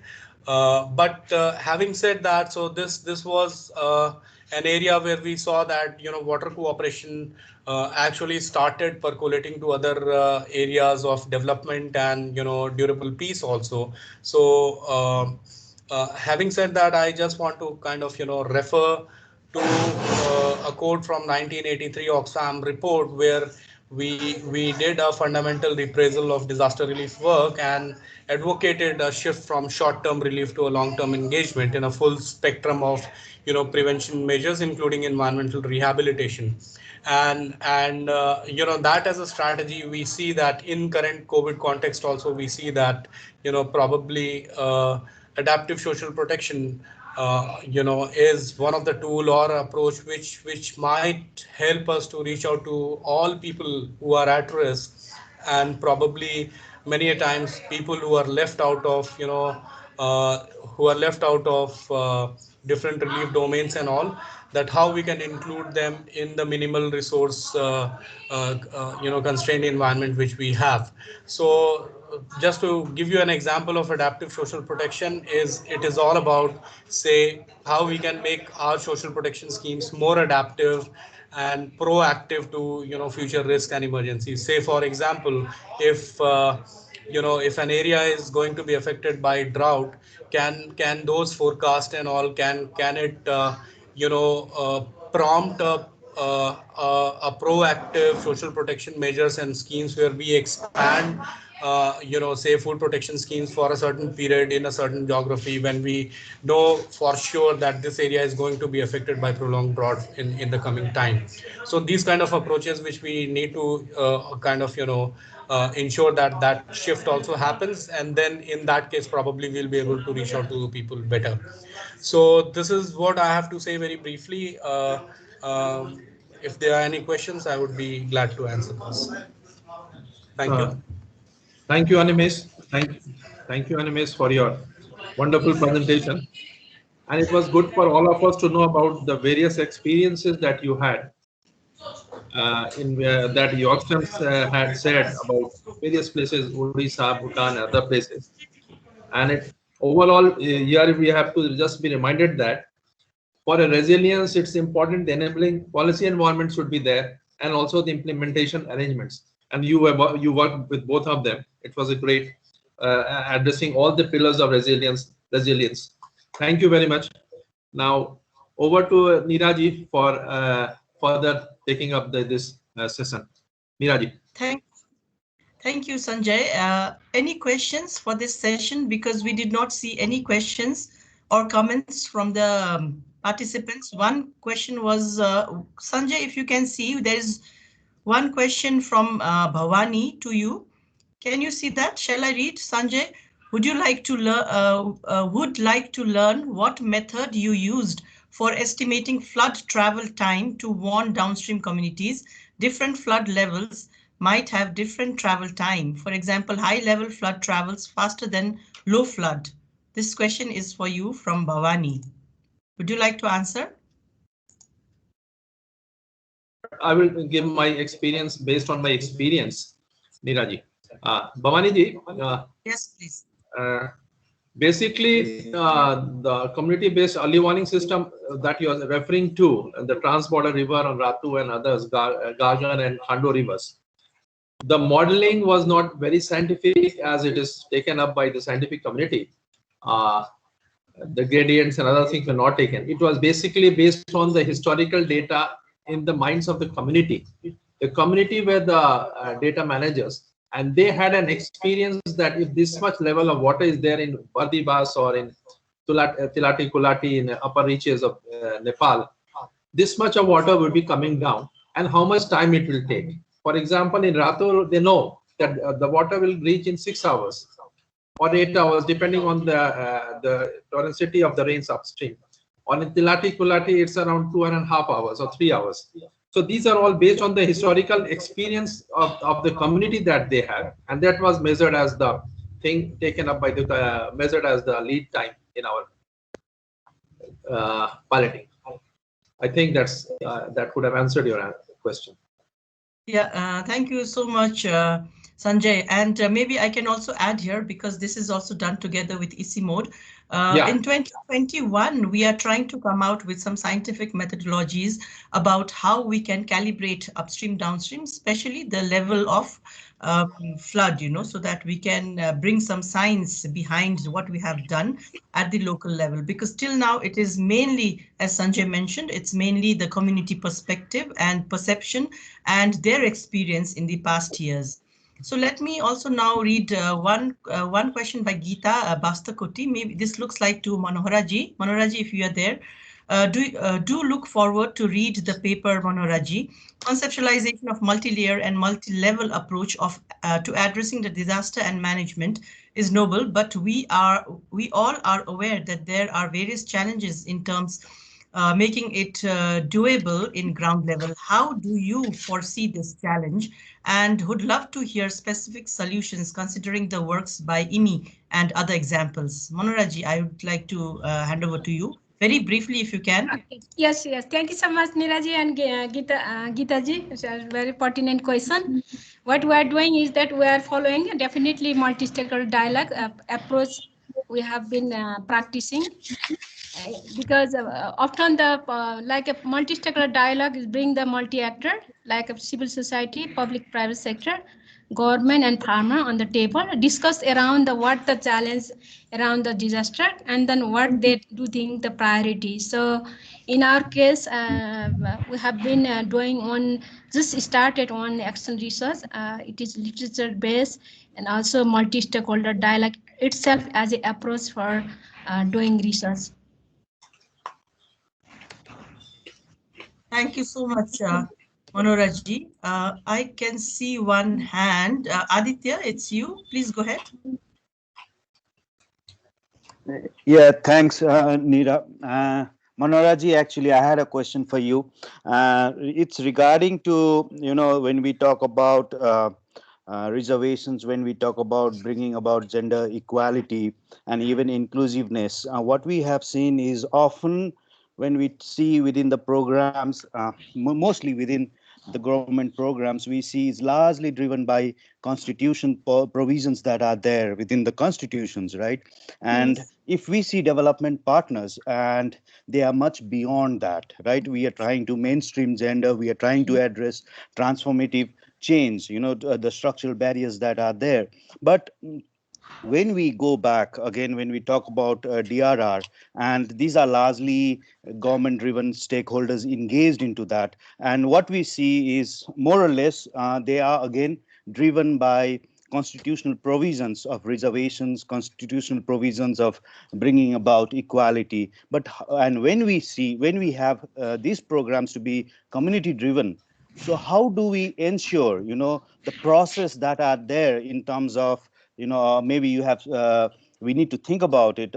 Maybe your paper is looking into those in your action research. What you're trying to do is these processes are sustainable, are actually addressing the structural barriers to bring about a transformative change. Thanks.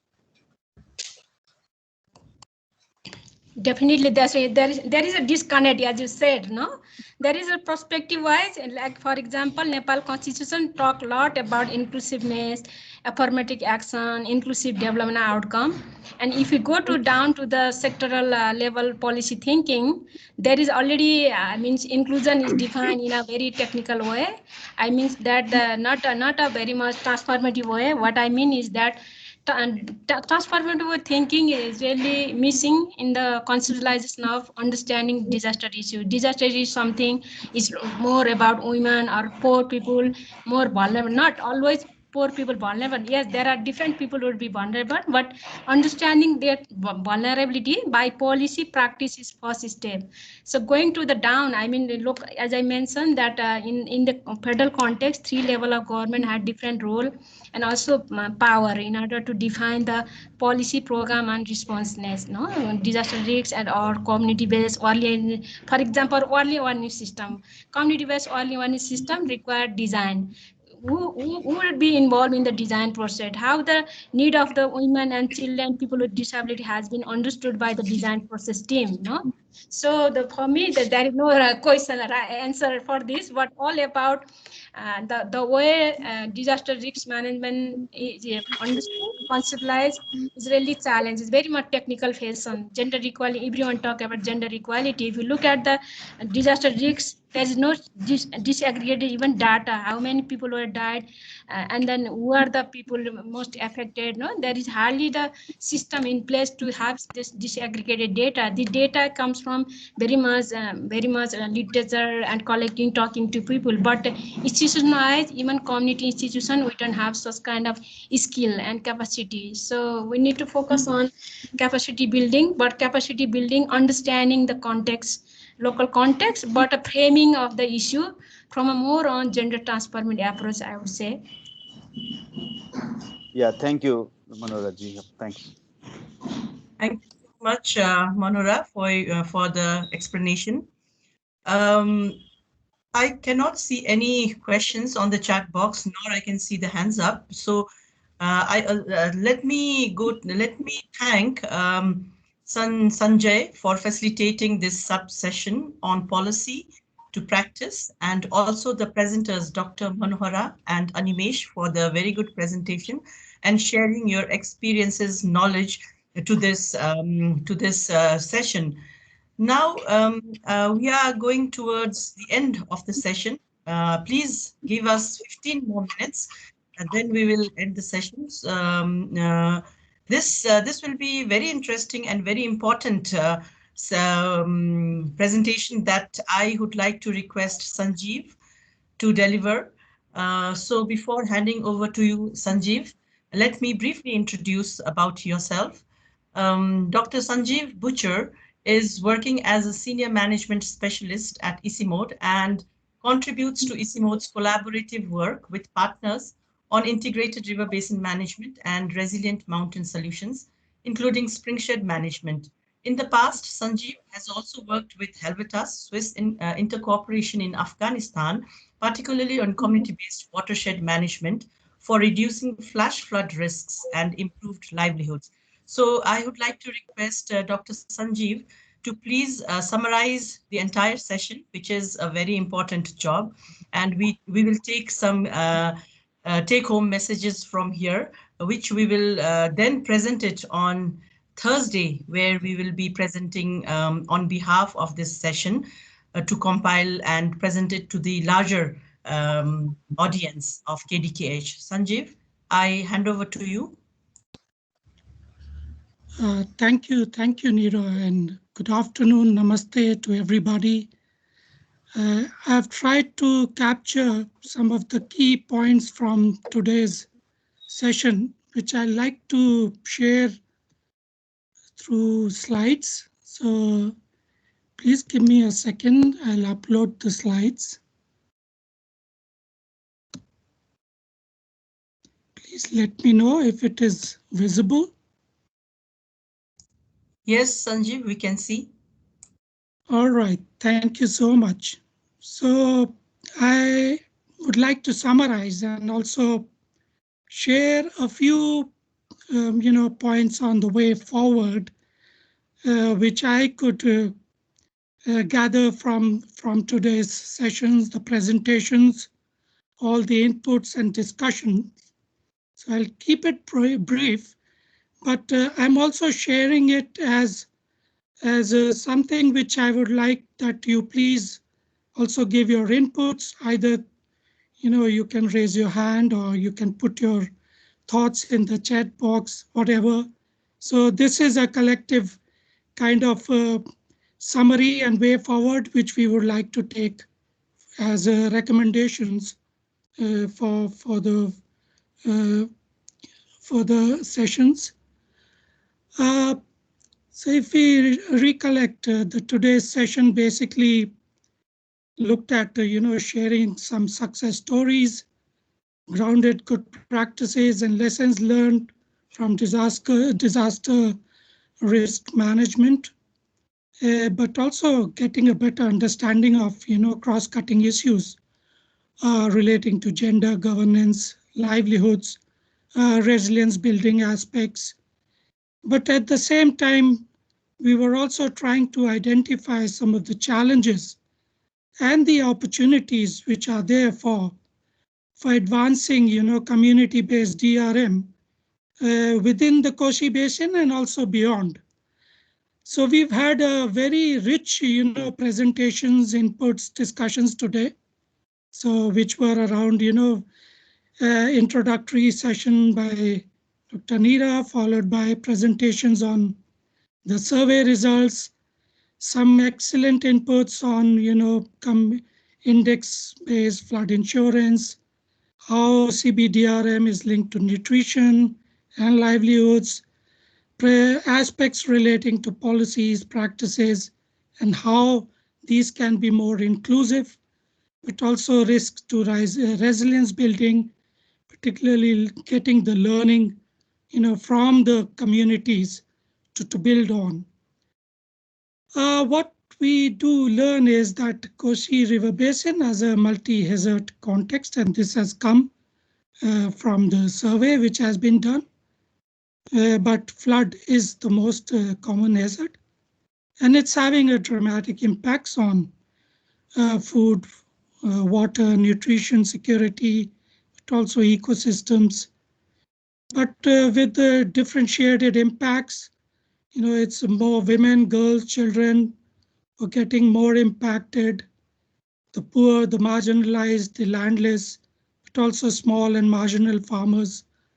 So while going forward for any CBDRM strategies, it's very important to consider these differentiated impacts so that any interventions, policies or practices are truly gender responsive and socially inclusive.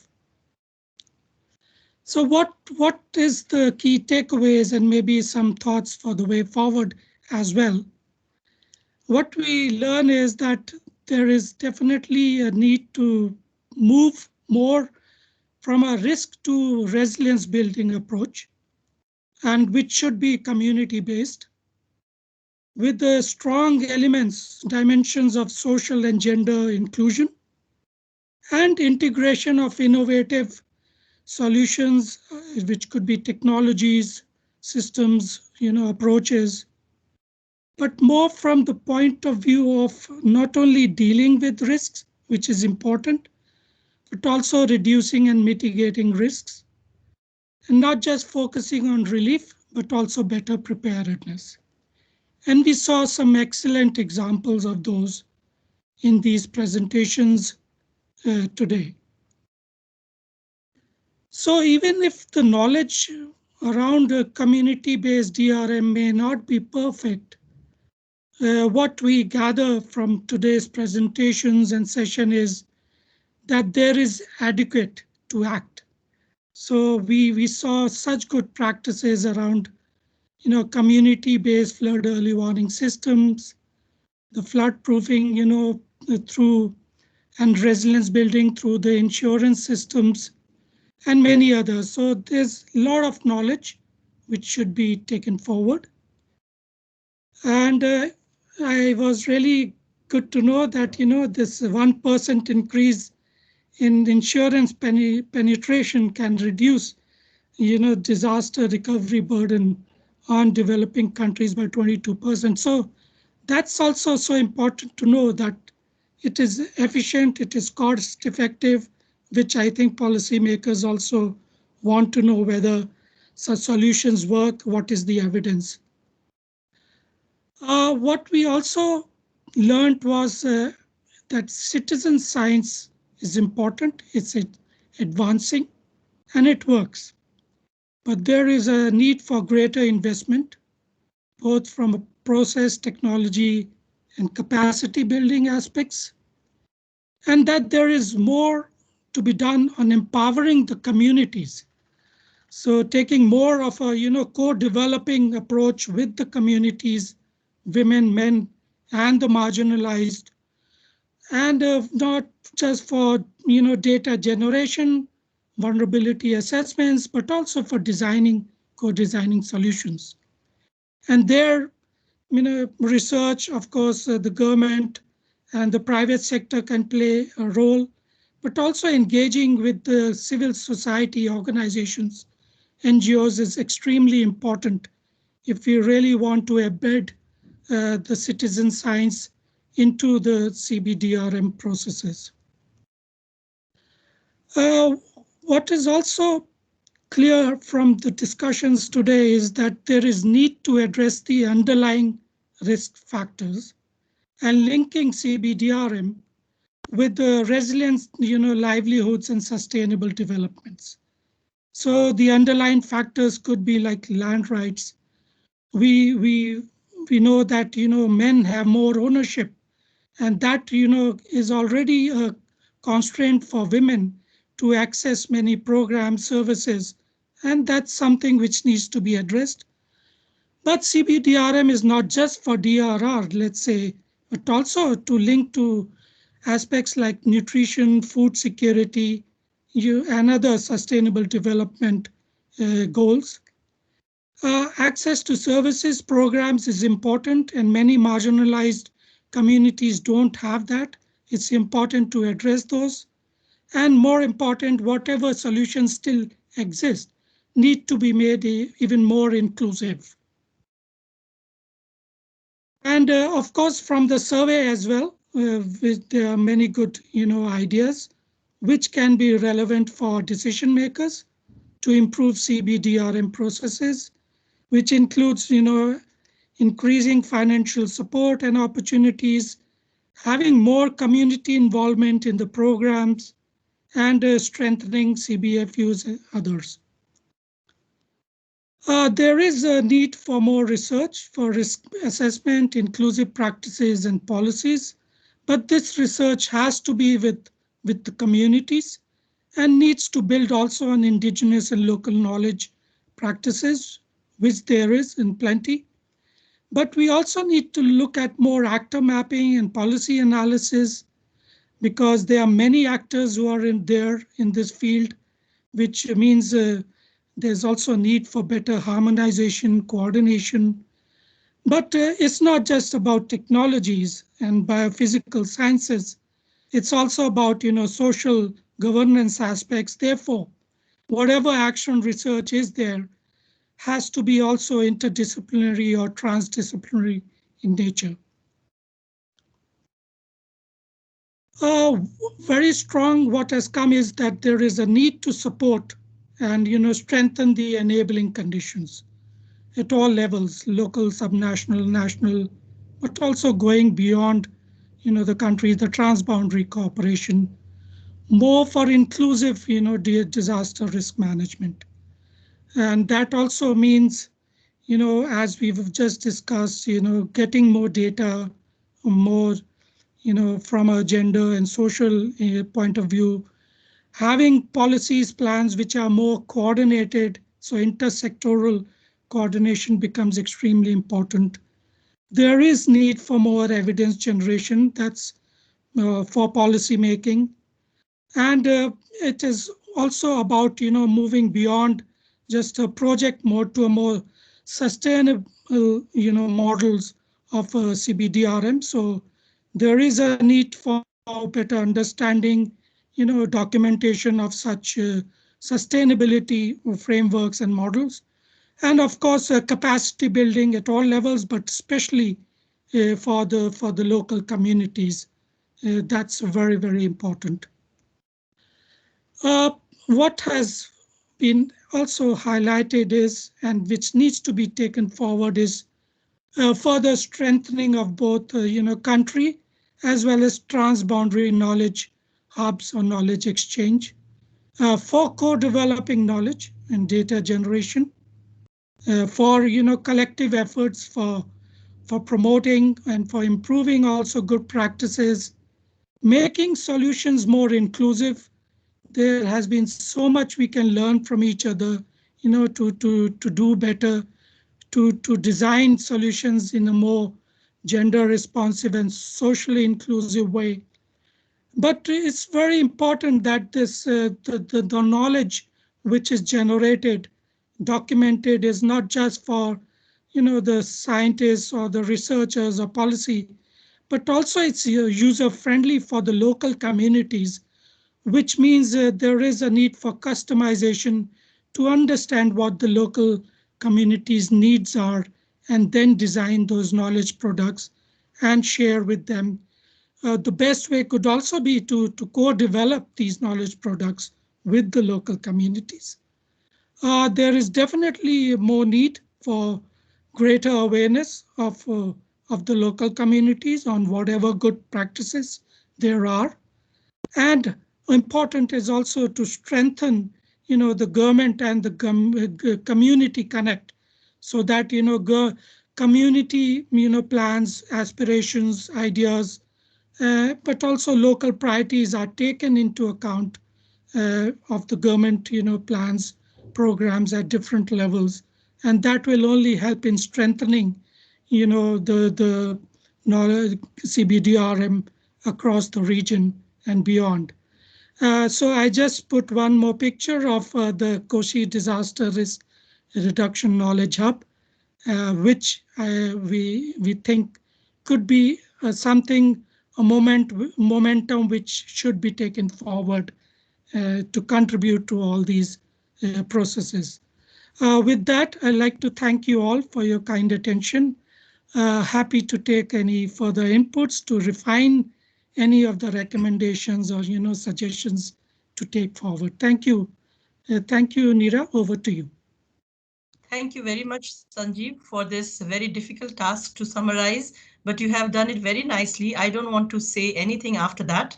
I just want to thank everyone. But before we end, let us, if you feel everyone feels comfortable, put our camera on so that we can take a group photo as a memory remembrance of this session, and also to know you by your face. So Rez is here. Rez, may I ask you, request you to please take a group photograph. I don't know how we do it, but it's you are the expert on that. Let us know when you are taking it. Okay. Kanchan, we can see something floor of yours.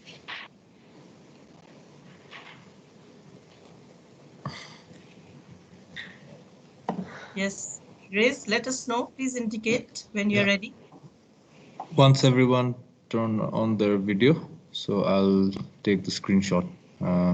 I can see only 2, 3, 4, 5, 6, 7 people, 8 people at the moment. Okay, maybe as I said, if whosoever feels comfortable in putting the camera on, because sometimes you are not ready, to show your face. Yeah, that is fine.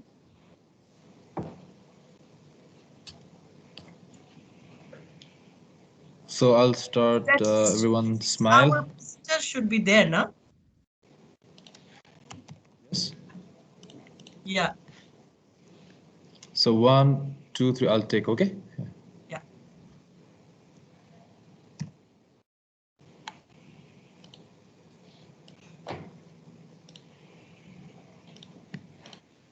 I'll take another one.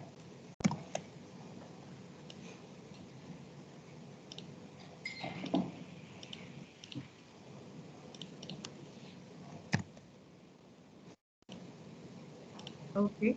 Yeah, it's done. Yeah, done. Thank you so much, Reyes. So with this, I think we have come to the end of our session. Thank you all very much for your time contribution. But before ending, I would like to request all those who are present in this group, like when we are talking about CBDRM, community-based, especially the community-based word, when we think of community-based, we always think that the policy and science, how does it support us, That is something that we always look at. The policy, whether it is supporting us, facilitating us, to enabling us to implement the activities on the ground, or science supporting us. But I think it is high time that we should also ask ourselves, working on with the partners, working on the ground with the communities, that what about the work, so much of good work that we have done on the ground, the showcasing activities that we have done on the ground. The policymakers and the scientists should come and learn from us also, Are they taking the examples from us? Are they integrating it in policy process? Are they integrating it? Are they doing scientific research to support what we are doing on the ground, what we are already doing on the ground? So it is not only every time the policy and science trickling down to the community level, but also we should be able to ask them, what are the scientists doing for us? How is the policy making process supporting us? And also ask from them, this is what we need from you scientists, to enable to work on the ground, or this is the policy, enabling policy we need from you, the policy makers, the decision makers, that will really help us on the ground to implement the work for us, So with this, I would like to thank, on behalf of the organizing team, I would like to thank all the participants for your time and your valuable inputs, your questions and your support. But also I would like to thank the sub-session facilitators, Razan Subedi and Sanjay Pandey, the presenters, Dr. Giriraj Amarnath, Abhishek Kumar, Dr. Manohara Kharka, and Animesh Prakash, for sharing your experiences and providing us insight on science policy interface with practice on CBDRM interventions, that we can take it further, not only from the Koshi Basin, but also beyond, that we can learn and implement in Koshi Basin. Also, a very good summary given by Dr. Sanjeev Butcher. Thank you, Sanjeev, for summarizing the session and compiling the action points. Thanks to Subina for rapporteuring the session. And I would also like to thank all my ICIMOD colleagues for their support and being here to support us in this session. But lastly, I would also like to request all the participants, if you would like to be an integral part of this KDKH CBDRM transboundary working group, please get in touch with Nishikant or me, or you can also put your name and organization, country, and your email address so that we can link with you in the coming days. We would like to get more participants from China, because that is one country that we feel that we have very few participants today also here. And in the morning also, I could see very few participants from China. So that will be something that we would like to really work on. And lastly, the questionnaire that was presented, we will be sharing it with you all, hoping that you will provide us your response, and then we can analyze it, compile it, and come out with an issue brief on CBDRM in Koshi Basin. Thank you so much for your support, and see you in other sessions. Thank you. Bye-bye. Take care and stay safe. Bye-bye. Thank you. Thank you, Neeraj. Bye-bye. Thank you. Thank you, everyone. If I could just make a quick announcement. Thank you, Neeraj. Yes. Just wanted to